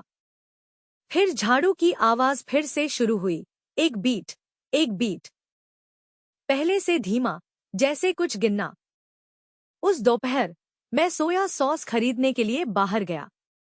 गली के कोने पर दुकान के मालिक ने मेरी ओर देखा और कहा, तुम्हारे पिताजी कल सिगरेट का एक पैकेट खरीदने आए थे। मैंने कहा, मम। उसने कहा कि उसने मुझसे पूछा कि अगर लड़कियों को रात में गड़गड़ाहट से डर लगता है तो उन्हें क्या करना चाहिए। मैं काउंटर पर खड़ा था, मेरी उंगलियों ने सोया सॉस की बोतल के मुंह को पकड़े हुए था, अछूता। बॉस महिला ने फिर कहा, मैंने आपको ईयरप्लग खरीदने के लिए कहा था, लेकिन उसने कहा नहीं। ईयरप्लग पहनने से अन्य ध्वनियां सुनने से रोकते हैं। वह मुस्कुराई और बदलाव को मेज पर रख दिया। मैंने पैसे लिए और जाने के लिए मुड़ गया। मैं धीरे धीरे गली में वापस चला गया। सूरज तेज है और जमीन पर पानी अभी तक पूरी तरह से सूख नहीं पाया है। कदम दर कदम मैं आगे बढ़ता हूँ, हर कदम अपने धुंधले प्रतिबिंब पर कदम रखता है। उनके शब्द मेरे दिमाग में बार बार घूमते रहे, मेज पर घूमते सिक्के की तरह। यह लंबे समय तक हिलता रहा और रुकता नहीं था। जब वह घर पहुंचा तो उसने पहले ही यार्ड में टूटी हुई शाखाओं को ढेर कर दिया था। बंडलों में बड़े करीने से बंधा हुआ और कोने के खिलाफ झुकना। उसने रसोई के नल के नीचे हाथ धोए, बहते पानी की आवाज। मैंने सोया सॉस की बोतल को स्टोव पर रख दिया। उसने नल बंद कर दिया और अपने हाथों से पानी हिला दिया। पानी की बूंदें मेरे पैरों के ऊपर छींटे मार रही थी, ठंडी। मैंने नीचे देखा और फिर उसकी ओर देखा। वह भी मुझे देख रहा था और मेरी नजर उसके होठों पर पड़ी। ऊपर सूखी, फटी हुई पतली त्वचा की एक परत थी। मैं मुड़ा और दराज के माध्यम से अफवाह उड़ाया, एक लिप बाम निकाला और उसे स्टोव पर रख दिया। उसने इसे नहीं सौंपा, बस इसे वहीं छोड़ दिया। उसने उस पर नजर डाली, इसे नहीं लिया और मैं चला गया। उस रात जब मैं पानी डालने के लिए रसोई में गया तो लिप बाम गायब था। उनके कमरे की लाइटें देर तक जलती रहीं। 3 दिन बाद मैं शाम को स्कूल में स्वाध्याय से वापस आया। वह लिविंग रूम में बैठकर टीवी देखने लगा। आवाज बंद थी और स्क्रीन फ्रेम दर फ्रेम कूदती रही। उसके सामने नूडल्स का कटोरा था जिसे मैंने उस शाम चूल्हे पर रखा था। नूडल्स पहले से ही चिपके हुए थे और उन्हें छुआ नहीं गया था। मैंने पूछा कि वे क्यों नहीं खा रहे थे। उसने कहा, तुम्हारे वापस आने का इंतजार करो।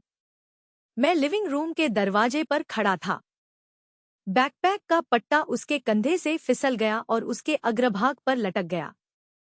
हवा में एकमात्र आवाज बिजली के पंखे के घूमने की थी। पत्तियां दमघोंटू हवा के माध्यम से कटती हैं, गोल दर सर्कल।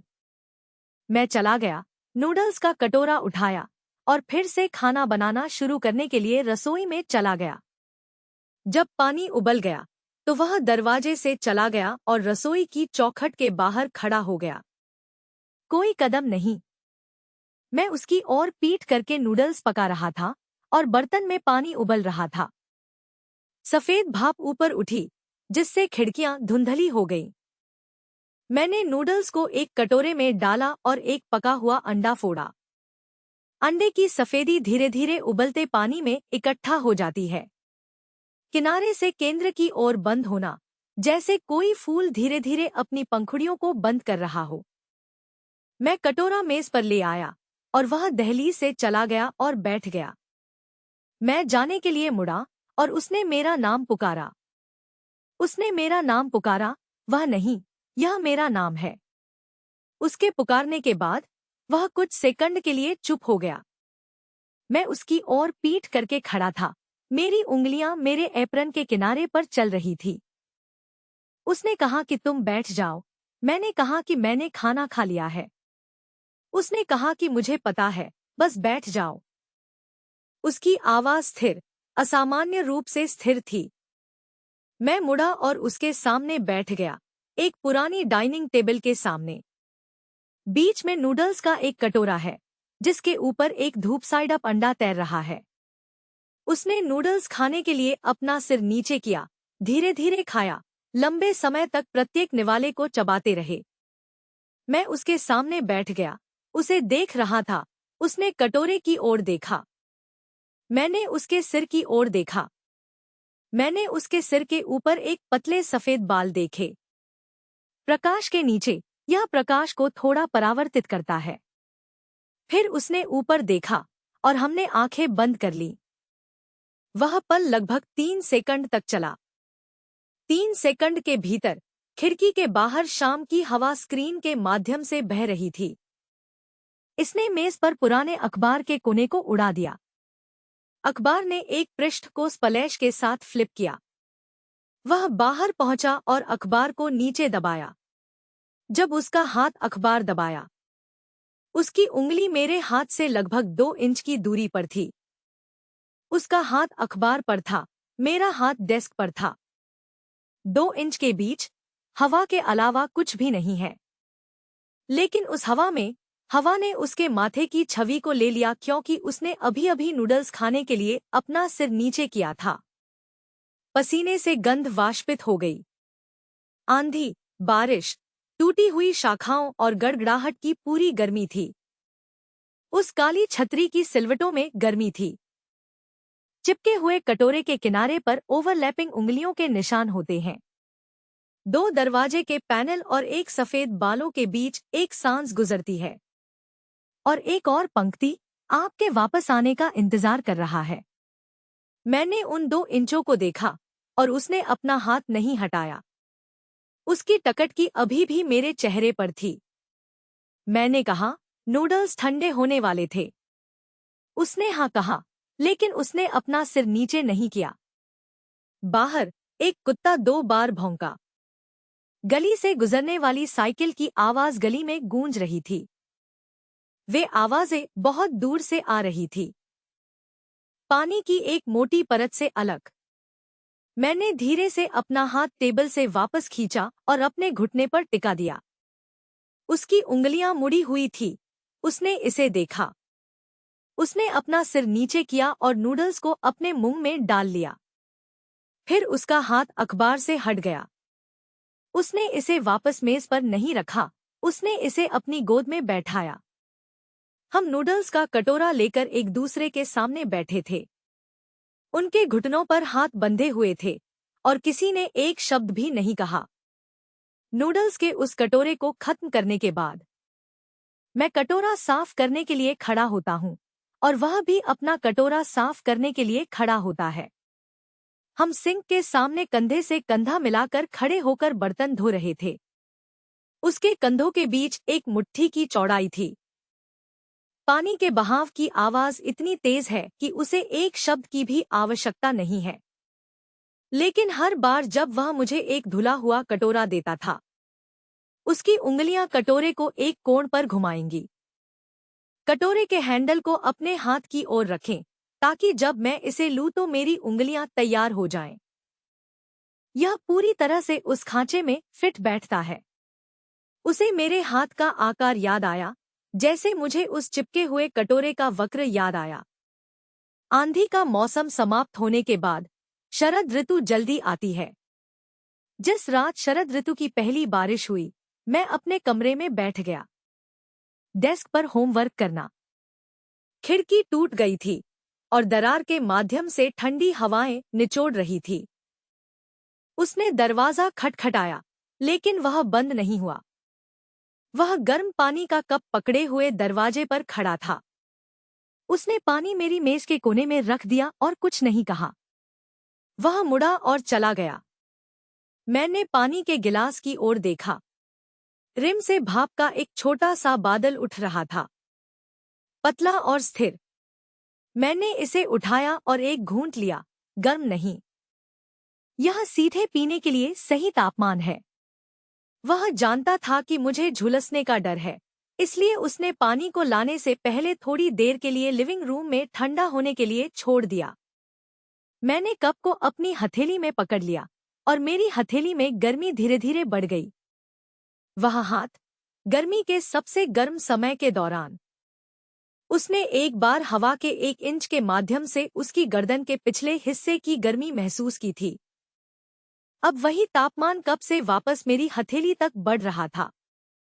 ऐसा लगा जैसे कुछ पूरी तरह से वापस कर दिया गया है या इससे भी अधिक दे दिया गया है। मैंने अपना कप नीचे रखा और खिड़की बंद करने के लिए हाथ बढ़ाया। खिड़की का सैश बंद होने से पहले मैंने उस दरार से बाहर झांका। आंगन में कपूर के पेड़ की पहले ही छंटाई की जा चुकी है। जहां शाखाएं टूट गई थी वहां नए अंकुर उगाए। कोमल हरे रंग का एक छोटा समूह स्ट्रीट लाइट के नीचे फीकी चमक रहा है। मैंने बहुत देर तक देखा। खिड़की पर काली छाता रखी हुई थी और हैंडल के चारों ओर लिपटा टेप पहले से ही था। और भी नरम पकड़े जाने पर किनारों के साथ महीन बाल बनने लगे। मैं बाहर पहुंचा और छाते के हैंडल को छुआ। टेप की खुरदरी बनावट मेरी उंगलियों के खिलाफ खुरच गई, झुनझुनी और झुनझुनी। उस रात की तरह जब उसने अपनी आंखों से मेरी रूपरेखा का पता लगाया। मेरे होठों पर वह अस्तित्वहीन अनुभूति। मुझे कभी समझ में नहीं आया कि हवा में टकटकी लगाने से लोगों को गर्मी का एहसास कैसे हो सकता है, लेकिन अब मुझे पता है। आप डाइनिंग टेबल के माध्यम से भी हवा को छू सकते हैं। आप दरवाजे के पैनल के माध्यम से भी छू सकते हैं। एक पूरी गली में, सभी गर्मियों में, एक पूरा तूफान, यह भी ठीक है। उस रात मैंने लाइट बंद कर दी और लेट गया। पतझड़ की ठंडक पतली रजाई के बाहर से रिसती है। मैंने अपने शरीर को दीवार की ओर मोड़ दिया और दीवार के दूसरी तरफ उसका कमरा था। मैं बाहर पहुंचा, हथेली दीवार के खिलाफ दबाए हुए, टाइलें ठंडी। लेकिन मैं अभी भी थोड़ी देर रुका रहा। मुझे नहीं पता कि वह भी जाग रहा है या नहीं। मुझे आश्चर्य है कि क्या उसने भी अपना हाथ दीवार के दूसरी तरफ रखा था। हमने नहीं पूछा, हमने कुछ नहीं पूछा। लेकिन उस गर्मी, हमारे बीच का वह दरवाजा, एक भट्ठा से एक उंगली की चौड़ाई तक, अब हथेली की चौड़ाई, यह एक पूरी पतली लकड़ी का तख्ता बन गया। लकड़ी के बोर्डों ने कुछ भी अवरुद्ध नहीं किया। जो बीत जाना चाहिए था वह बहुत पहले बीत चुका है, और जो रहना चाहिए था वह भी पीछे छूट गया है। भाग 3। बच्चों, क्या आपके पास कभी वह पल है? कुछ नहीं हुआ, लेकिन आपका सारा खून चिल्ला रहा था। जब वह नीचे झुका, तो उसकी नाक की नोक मेरी गर्दन के किनारे से आधे इंच से भी कम ऊपर मंडरा रही थी। उसकी सांसें मेरी कॉलर बोन पर पड़ी। त्वचा के उस पैच में तुरंत आग लग गई। उसकी उंगलियां मेरे सिर के दोनों ओर सोफे के कुशन पर टिकी हुई थी।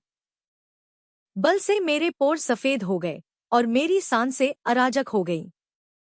कभी भारी, कभी उथला, मोमबत्ती की लौ की तरह जलता है जो स्थिर रूप से पकड़ नहीं सकता। उसने मेरे होठों को देखने के लिए अपनी आंखें नीची कर ली। मैं लगभग 3-4 सेकंड तक ऐसे ही देखता रहा। उन कुछ सेकंडों में लिविंग रूम में एयर कंडीशनिंग भी गायब हो गई। फिर वह अचानक सीधा हो गया और एक कदम पीछे हट गया। मैं मुड़ा और बाथरूम की ओर चला गया। नल बहुत बहुत लंबे समय से चल रहा था। छींटे मारने की आवाज, मानो कुछ ऐसा धो रहा हो जिसे वह लगभग पकड़ नहीं सकता था। कुछ नहीं हुआ, लेकिन सब कुछ हमारे दिल में हुआ। उस दिन मेरे पति गर्म कद्दू दलिया का कटोरा लेकर बेडरूम में चले गए। पर्दे के अंतराल के माध्यम से बाहर की धूप निचोड़ ली गई। रजाई के केंद्र में हल्की सुनहरी रोशनी की एक लंबी पट्टी फैली हुई है। मैं हेडबोर्ड के खिलाफ झुक गया और कटोरा ले लिया। सफेद चीनी मिट्टी के बर्तन कटोरे की गर्मी कटोरे की दीवारों के माध्यम से मेरी उंगलियों में रिस गई। मेरा पेट धीरे धीरे गर्म महसूस होने लगा। वह बिस्तर के किनारे पर बैठकर एक संतरा छील रहा था, कद्दू के साथ मिश्रित छिलके का कड़वा स्वाद। एक मीठी खुशबू हवा में बहती है। उन्होंने कहा कि वह इन दिनों थक गए हैं और आपके साथ अच्छा व्यवहार करना चाहिए। उसने संतरे को स्थिर गति से छील लिया। मेरे होठों पर लाने से पहले प्रत्येक पंखुड़ी को सफेद धागों से सावधानी से हटा दिया गया था। मैंने अपने मुंह में एक संतरा रखा और स्पष्ट रूप से उससे पूछा कि उसे कैसे पुरस्कृत किया जाए। उसने बस मुझे देखा। उसके मुंह के कोने मुड़े हुए थे। उसने अपना फोन उठाया और एक नंबर डायल किया। उसका स्वर उतना ही शांत था जैसे कि टेक आउट डिनर का आदेश दे रहा हो। जब दरवाजे की घंटी बजी, तो मैं नंगे पैर दरवाजा खोलने गया। संगमरमर की टाइलों की ठंडक मेरे पैरों के तलवों से उठी। दरवाजे पर खड़े आदमी ने मुझे 2 या 3 सेकंड के लिए रोक दिया। वह लगभग 23 या 24 साल का लग रहा था। ग्रे यूटिलिटी शर्ट के कफ को मिडार्म तक आसानी से रोल किया जाता है। कलाई की हड्डी का एक हिस्सा साफ और तेज था। वह नाजुक विशेषताओं के साथ मुझसे एक सिर से अधिक लंबा था। उसकी नाक का पुल बहुत सीधा था और उसके होंठ एक फीकी मुस्कान में एक साथ दबाए गए थे। उसके हाथ में गहरे भूरे रंग का चमड़े का मसाज बॉक्स था। उसने मुझे थोड़ा सा झुकाया। उसकी आवाज स्पष्ट और स्पष्ट थी। नमस्ते। क्या यह आपके द्वारा बुक की गई इन-होम मसाज सेवा है? मैं लिविंग रूम में देखने के लिए मुड़ा। मेरे पति सोफे पर वापस झुक गए और मुझे सिर हिलाया। उसके मुंह में अभी भी संतरे का एक खंड था। इतना आराम से लग रहा था कि उसने घर लाने के लिए एक किताब उधार ली है। लड़के ने अपने जूते के कवर बदले और धीरे से कालीन पर एक डिस्पोजेबल शीट बिछाते हुए अंदर आया। लगभग कोई आवाज नहीं थी। उन्होंने मुझे सोफे पर मुंह के बल लेटने के लिए कहा और कहा कि मेरे कंधे और गर्दन की स्थिति को देखते हुए मुझे लंबे समय तक अपनी मेज पर झुकना चाहिए। यहाँ आराम करना शुरू करें। उसकी आवाज एक विनम्र दूरी बनाए रखती है। मेरे पीछे गिरना न तो बहुत दूर और न ही बहुत करीब। मैं नीचे झुक गया। मेरा चेहरा कुशन के खिलाफ दबाया गया। उसने धीरे धीरे अपनी नाक की नोक पर देवदार की एक हल्की गंध पकड़ी। साफ और उथला, देर से शरद ऋतु की शाम को देवदार के जंगल से गुजरते समय कपड़ों पर गंध की तरह। जैसे ही उसकी हथेली मेरे कंधे और गर्दन पर गिरी, मैं भड़क गया। दबाव के कारण नहीं, बल्कि इसलिए कि उसकी हथेली में तापमान मेरी तुलना में बहुत अधिक था।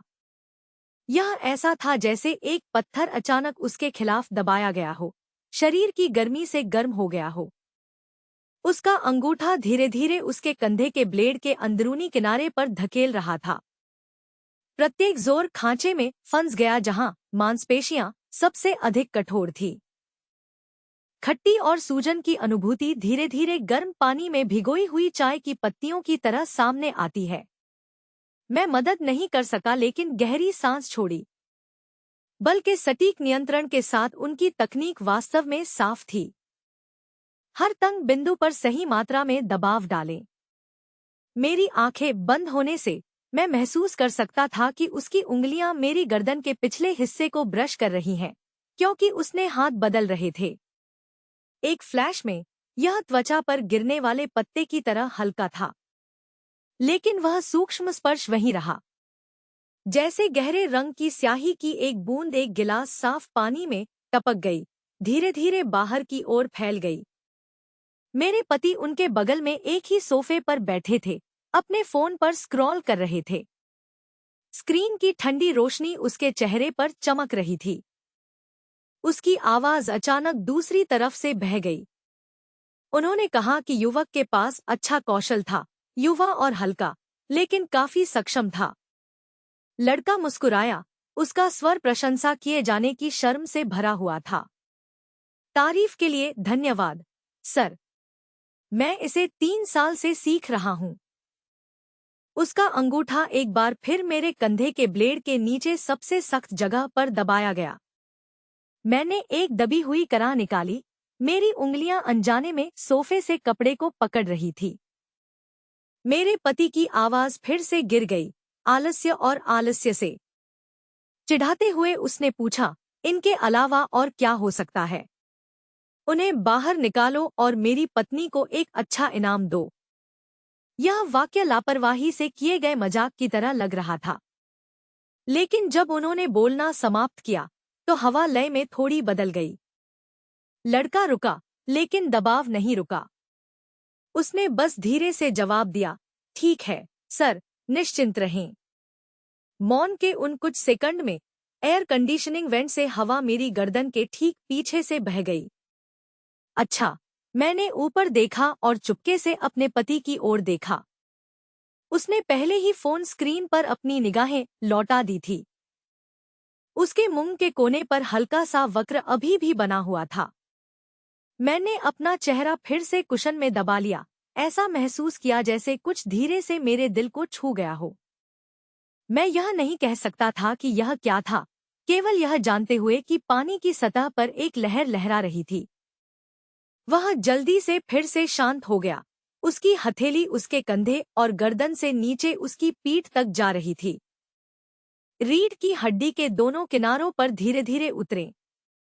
उसकी उंगलियों ने कपड़े के माध्यम से मेरी रीढ़ को थोड़ा थोड़ा करके खुरच दिया। एक खंड अगले एक को हल्के से डगमगाते हुए महसूस कर सकता है। मैंने देखा कि मेरी सांसें उथली हो गई थी। उसकी पीठ के निचले हिस्से पर लाउंजवियर कपड़े का पतला टुकड़ा उसकी हथेली की गर्मी से दब गया था, थोड़ा गर्म। जब उसने अपनी कमर के खोखले पर दबाया तो उसका अंगूठा उस थोड़े से धंसे हुए छोटे गड्ढे में एक पल के लिए रुक गया। यह स्थिति की पुष्टि करने जैसा है, फिर धीरे धीरे इसे हल्कों में रगड़ना। दबाव इतना हल्का था कि यह लगभग सामान्य मालिश की तरह महसूस नहीं हुआ। यह एक सतर्क जांच की तरह था। मेरी कमर अनजाने में तनावग्रस्त हो गई थी। उसने शायद इसे महसूस किया। उसकी उंगलियां उठ गईं और आधे सेकंड के बाद ही उसने उन्हें फिर से नीचे लाया। पीछे से आवाज आई, पहले से थोड़ी कम, यह कहते हुए कि थोड़ा आराम करना और भी प्रभावी होगा। मैंने अपने होंठ काटे, अपने आप को धीरे धीरे अपनी तनावग्रस्त मांसपेशियों को आराम करने के लिए मजबूर किया।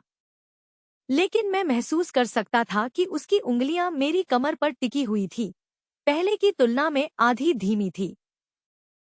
उसकी उंगलियों ने कपड़े को ब्रश किया और धीरे धीरे फिसल गया। यह एक गर्म घर्षण लाता है, जैसे देर से शरद ऋतु की शुष्क हवा से रगड़ दी गई स्थैतिक बिजली। मेरे पति ने किसी समय अपना फोन रख दिया था। वह सोफे पर चला गया, नीचे बैठ गया और धीरे से मेरे माथे से आवारा बालों को ब्रश किया। उंगलियां भौं की हड्डी से गाल तक स्लाइड करती हैं, फिर टखने के किनारे तक जाती हैं। उसने अपना सिर नीचे किया और मेरे कान की नोक को चुमा। जब हमारे होंठ मिले तो मैंने अनजाने में अपनी गर्दन सिकोड़ ली। उसकी आवाज बहुत धीमी थी, जैसे कैंडी का एक टुकड़ा धीरे धीरे उसके मुंह में पिघल रहा हो। कान से चिपक गया और यह कहते हुए नहीं उतरेगा, आराम करो बेबी, इसका आनंद लो। उसके बोलने के कुछ ही सेकंड बाद उसके पीछे की मालिश बंद हो गई। मैंने पीछे मुड़कर नहीं देखा, लेकिन मैंने उसकी सांस को पहले से कहीं ज्यादा करीब से सुना। ऐसा लग रहा था जैसे किसी ने आधा कदम आगे बढ़ा दिया हो। फिर मुझे लगा कि उसकी छाती मेरी पीठ पर दब गई है, लाउंजवियर के एक टुकड़े की मोटाई से अलग। अपरिचित गर्मी धीरे धीरे रीढ़ की हड्डी में फैल गई। मैं इतना गर्म था कि मैं अपनी जगह पर जम गया। उसकी बाहें धीरे से दोनों तरफ से आ गईं। उसकी हथेली मेरी कमर के कपड़े पर टिकी हुई थी, इधर उधर नहीं घूमती थी। लेकिन लिपटे होने का एहसास हर तरफ से गर्म जाल की तरह है। सभी दिशाएं एक साथ इकट्ठी हुईं, मुझे सिर से पैर तक अंदर लपेट ली। उसकी ठुड्डी मेरे कंधे के खोखले से ज्यादा ऊपर नहीं लटकी हुई थी। मैंने वास्तव में त्वचा को नहीं छुआ, लेकिन मैं महसूस कर सकता था कि उसकी सांस बाहर आ रही है। वह छोटी सी गर्मी बार बार मेरे कॉलर बोन पर ब्रश करती थी। जब वह बोलता था तो उसकी आवाज मेरे कान के ठीक बगल में होती थी। अंतिम नोट थोड़ा कर्कश और कर्कश था, पूछ रहा था कि क्या मुझे बेहतर लग रहा है। मैं जवाब नहीं दे सका। मेरी उंगलियां सोफे के किनारे पर कपड़े को पकड़ रही थी और उसकी उंगलियां और जोड़ सफेद हो गए। मेरे पति अभी भी पास में बैठे थे, उनकी हथेली मेरी पीठ पर टिकी हुई थी। मेरी उंगलियां धीरे धीरे मेरी उंगलियों के बीच आगे पीछे रगड़ने लगी। थोड़ा थोड़ा करके आप गहराई तक जाते हैं, जैसे कसकर बुनी हुई गांठ को सुलझाना। वह नीचे झुक गया और फिर से मेरे गाल को चुमा। जाते ही उसके होठों ने हल्की आवाज की। शांत रहने वाले कमरे में यह स्पष्ट रूप से बाहर खड़ा है। उन्होंने कहा, डरो मत, मैं यहाँ हूँ। उस पल में मुझे आखिरकार सब कुछ समझ में आ गया। शुरू से ही यह मालिश सिर्फ एक साधारण विश्राम से कहीं अधिक है। यह एक चाबी थी जिसे उसने सौंप दिया था, और मैं उस दरवाजे के सामने खड़ा था जिसे छूने के बारे में मैंने कभी नहीं सोचा था, उस चाबी को पकड़े हुए। दरवाजे की दरार से छानने वाली रोशनी मेरे पैर के शीर्ष पर चमक रही थी, गर्म और खतरनाक। मैं अपनी आंखें बंद कर लेता हूँ और हवा से हवा में उड़ने वाले पत्ते की तरह महसूस करता हूँ। यह न तो उठता है और न ही गिरता है। लड़के का आलिंगन कसने या ढीला नहीं हुआ। उसका हाथ बिना किसी अतिरिक्त हलचल के बस मेरी कमर पर दबाया गया था। यह एक संकेत की प्रतीक्षा करने जैसा था कि वह भी निश्चित नहीं था कि इंतजार करना है या नहीं। मेरी पीठ उसकी छाती से चिपक गई। कपड़े की मोटाई के माध्यम से उसके दिल की धड़कन धीरे धीरे उस तक पहुंच गई, बार बार, शुरुआत से कहीं अधिक तेज। यह ऐसा था जैसे कोई उसकी छाती के अंदर एक तेजी से जरूरी ढोल पीट रहा था। उसकी सांसें अभी भी मेरे कान में टिकी हुई थी। मैंने छोड़ी गई हर सांस मेरे कान के पीछे के छोटे फज को ब्रश करती थी। मुझे कभी नहीं पता था कि वह जगह इतनी संवेदनशील हो सकती है। बार बार हवा के प्रवाह से बह जाना, जैसे कि सबसे हल्के पंख से मारा जा रहा हो। इसे बार बार खींचते हुए मेरे कान जलने लगे। गर्मी इतनी गर्म थी कि मैं त्वचा के उस छोटे से हिस्से को स्पष्ट रूप से पहचान सकता था। तापमान अन्य सभी स्थानों से भिन्न होता है। मैं चकमा देना चाहता था, लेकिन मेरी गर्दन अकड़ गई थी और मैं मुड़ नहीं सकता था। ऐसा लग रहा था मानो किसी अदृश्य शक्ति ने उसे अपनी जगह पर टिका दिया हो। मेरे पति की उंगलियां अभी भी मेरी उंगलियों के बीच भटक रही थी। उसका चुंबन फिर से गिर गया, इस बार मेरी गर्दन के पीछे। यह स्थान उस स्थान के पास था जहां लड़के की ठुड्डी लटकी हुई थी। दो अलग अलग दिशाओं में तापमान अलग अलग रंगों के पानी की दो धाराओं की तरह टकराया। वे एक ही पानी की सतह में प्रवेश कर गए। इसने मेरे दिमाग को पूरी तरह से अराजकता में छोड़ दिया। एक ही समय में उसकी नाक में दो सुगंध बह गई। एक तरफ कपड़े धोने के डिटर्जेंट की सुस्त गंध है जिससे मैं अपने पति पर इतने सालों से परिचित हूँ। एक तरफ देवदार की एक हल्की गंध थी जो एक अजनबी द्वारा लाई गई थी। वे दो धागों की तरह आपस में जुड़े हुए हैं जो मेरे चारों ओर हलकों में कस रहे हैं। मेरी कमर पर लड़के की उंगली आखिरकार थोड़ी हिल गई। वह गति भयानक रूप से धीमी थी, इतनी धीमी थी कि मेरा हर इंच छूने वाला था। उसकी त्वचा पहले से ही तनावग्रस्त थी, जैसे कि बारिश की प्रतीक्षा कर रही हो जो अभी तक नहीं गिरी थी।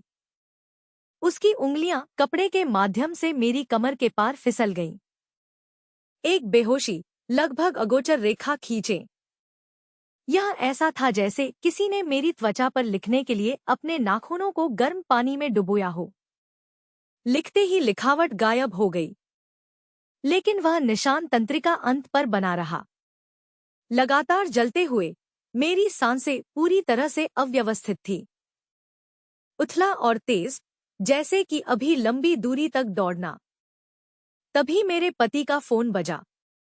रिंगटोन की वह स्ट्रिंग चाकू की तरह हवा में कटी हुई थी।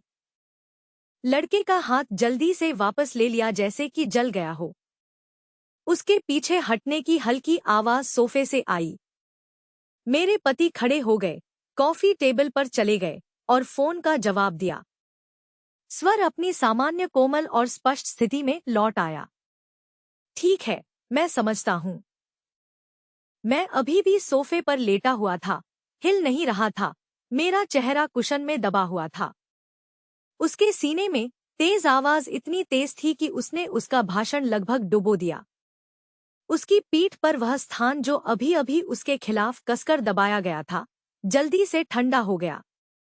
इतना ठंडा हो जाता है कि हर पोर अभी भी अंत में खड़ा है, बंद नहीं है। लड़का वापस सोफे के किनारे खड़ा हो गया। मेरी आंख के कोने से मैंने उसकी कार्गो पैंट के किनारे पर बमुश्किल ध्यान देने योग्य क्रीज को देखा। उसके हाथ उसकी तरफ लटके हुए थे। उसकी सांसें धीरे धीरे शांत हो गई थी। लेकिन मैंने देखा कि उसकी उंगलियां उसकी दाहिनी ओर थोड़ी मुड़ी हुई हैं। फिर उसने धीरे से जाने दिया, फोन रख दिया और वापस चला गया। उसकी हथेली ने धीरे से मेरे बालों के शीर्ष को दबाया। उसका लहजा इतना शांत था कि ऐसा लग रहा था जैसे कुछ हुआ ही न हो। उन्होंने कहा कि कंपनी के पास वापस लौटने के लिए आखिरी मिनट का दस्तावेज था और वह थोड़ी देर के लिए बाहर जा रहे थे। तुम आगे बढ़ो। उसने अपना कोट उठाया और प्रवेश द्वार की ओर चला गया। जूते बदलते समय उसने मेरी ओर देखा। उस टकटकी में एक रोशनी थी जो मैंने उसके चेहरे पर पहले कभी नहीं देखी थी। रात में हवा से हिलने वाली समुद्र की सतह की तरह सतह शांत दिखाई देती है। नीचे अंतर्धाराएं घूम रही हैं जिन्हें मैं समझ नहीं पा रहा हूं। जब दरवाजा बंद होता है तो कुंडी एक क्लिक के साथ स्लॉट में आ जाती है। लिविंग रूम अचानक लगभग ध्यान देने योग्य रूप से शांत हो गया। एयर कंडीशन अभी भी कम चल रहा था। पर्दे उड़ा दिए गए और फिर हवा से गिरा दिए गए। पर्दे से फिसलने वाली सुनहरी लाइट बैंड कालीन पर थोड़ा हिल गई। मैं सोफे पर अकेला लेटा हुआ था। मेरे बगल में कोई लगभग पूरी तरह से खड़ा था। एक अजीब युवा लड़का। हवा में अभी भी आपस में जुड़ी दो आभा के निशान हैं, जैसे ज्वार घटने के बाद समुद्र तट पर छोड़ी गई दो जलरेखाएं। मेरी उंगलियां अभी भी सोफे के किनारे पर कपड़े को पकड़ रही थी और मेरे पोर में दर्द महसूस हो रहा था। वह कुछ सेकंड के लिए खड़ा रहा, फिर कहा, चलो जारी रखते हैं। उन 4 शब्दों का अंतिम स्वर थोड़ा ऊपर की ओर उठा। यह ऐसा था जैसे वह कुछ पूछ रहा था या शायद कुछ पुष्टि कर रहा था। उसकी आवाज पहले से थोड़ी कर्कश थी। अगर यह चारों ओर इतना शांत नहीं होता तो शायद मैंने ध्यान नहीं दिया होता। मैं अभी भी वहीं पड़ा हुआ था, न हिल रहा था और न ही कोई आवाज कर रहा था। मुझे लगा कि वह फिर से करीब आ गया है। जब उसके घुटने सोफे के किनारे से दबते थे तो कपड़े धीरे से सरसराहट करते थे। उसका हाथ मेरी कमर पर लौट आया। इस बार यह पहले की तुलना में काफी हल्का था। यह ऐसा था जैसे उसने जानबूझकर दबाव को वापस पकड़ रखा हो, इसलिए जब उसकी उंगलियों ने कपड़े को छुआ तो वह लगभग थी। आप वजन महसूस नहीं कर सकते। वह स्थान ठीक वही है जहां आपको पहले कसकर दबाया गया था। अब केवल उसकी उंगलियों कपड़े की एक पतली परत से अलग होकर उसके सिर को बेहोश ढक दिया। लेकिन उसकी उंगलियां इतनी गर्म थी कि आप इसे कपड़े की एक परत के माध्यम से भी महसूस कर सकते थे। चिलचिलाती गर्मी का वह छोटा सा टुकड़ा। मेरी पीठ फिर से तन जाने लगी। उसने शायद इसे महसूस किया, लेकिन इस बार मुझे आराम करने में मदद करने के लिए फिर से नहीं बोला। उसने बस उस मायावी दृष्टिकोण को बनाए रखा, धीरे धीरे नीचे की ओर बढ़ रहा था। एयर कंडीशनिंग हवा फिर से उड़ गई, मेरे जलते हुए कानों को पार कर रही थी। इसने मेरे रोंगटे खड़े कर दिए। खिड़की के बाहर पक्षी गा रहे हैं। ध्वनि कांच की एक परत के माध्यम से फिल्टर की गई है। जब तक यह अंदर आया तब तक यह दूर और धुंधला हो चुका था।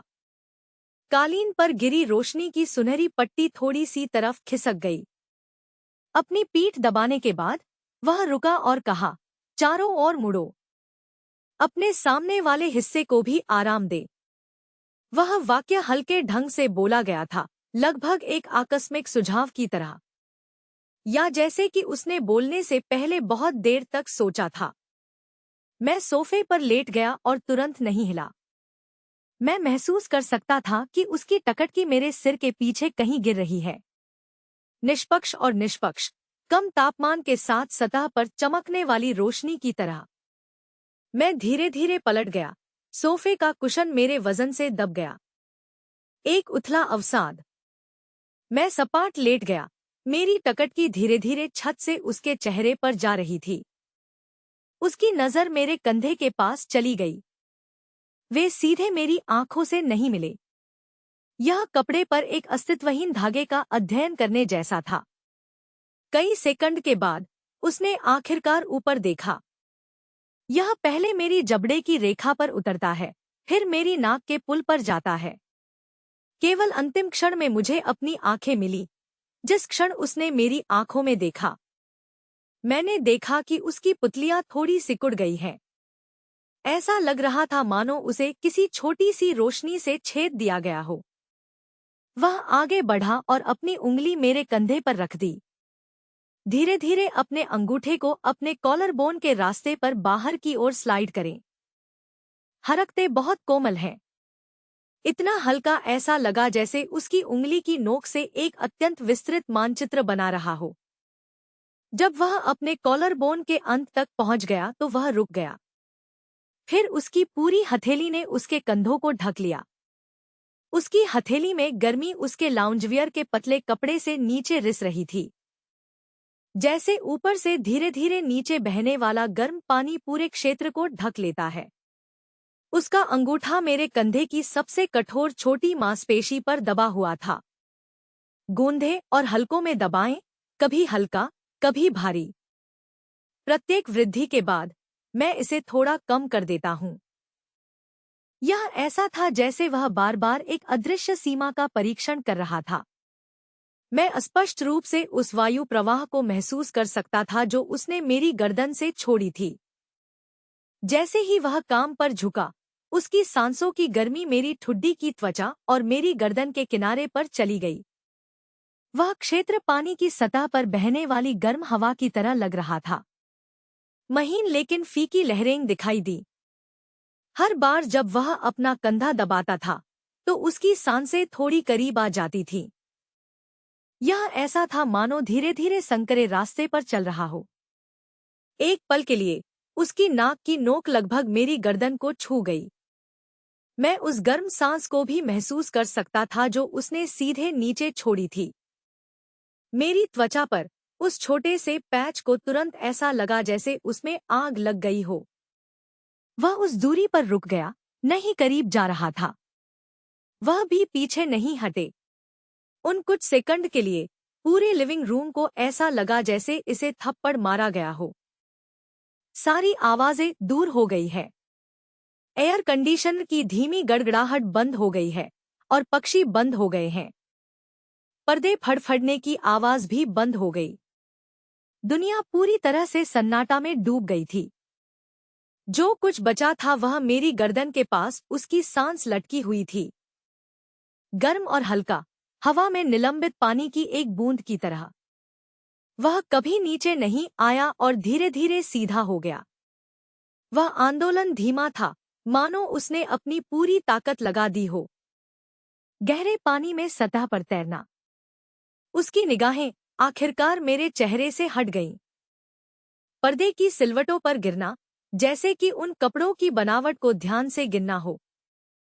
उसकी आवाज आई, कर्कश, जैसे कि उसका गला सैंडपेपर से रगड़ दिया गया हो।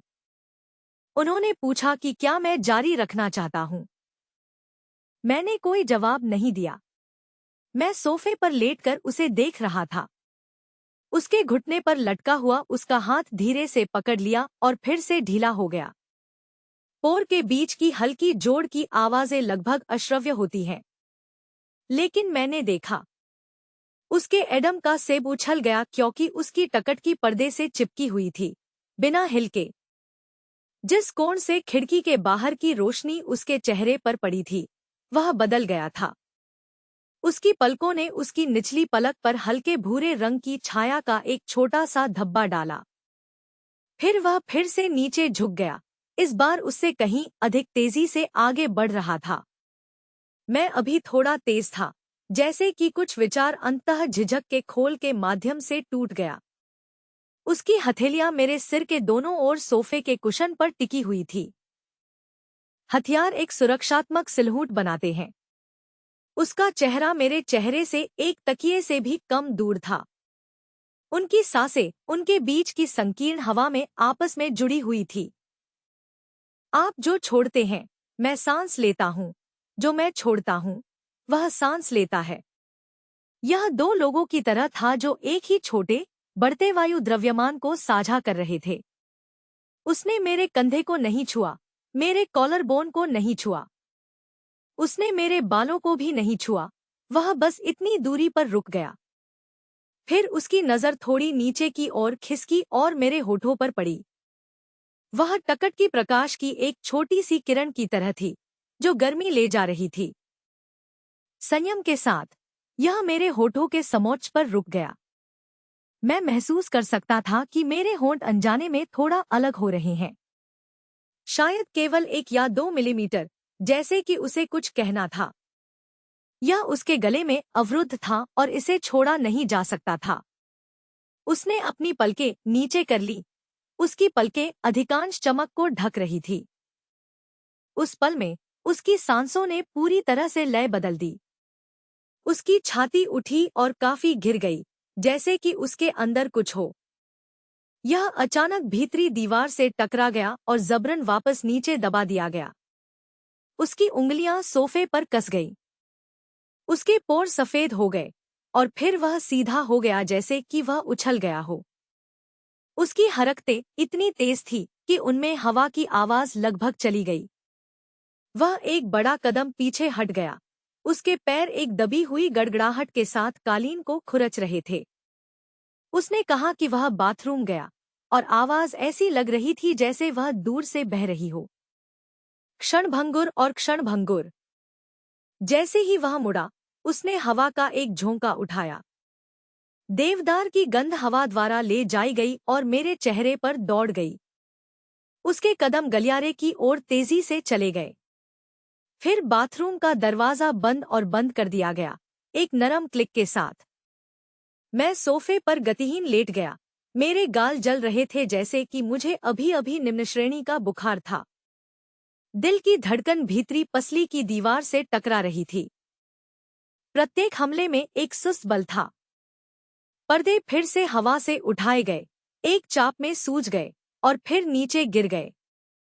कालीन पर प्रकाश की सुनहरी पट्टी पहले ही सोफे के पैर में स्थानांतरित हो गई थी।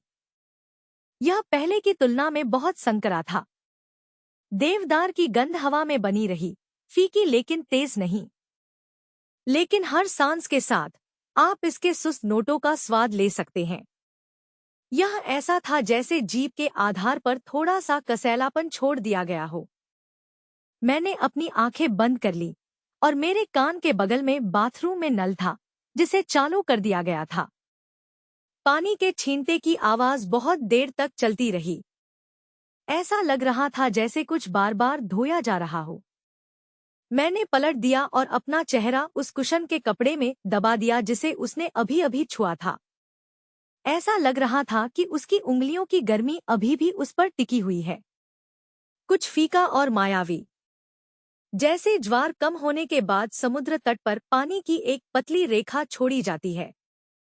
पलक झपकते ही वह गायब होने वाला था, फिर भी वह वहीं था।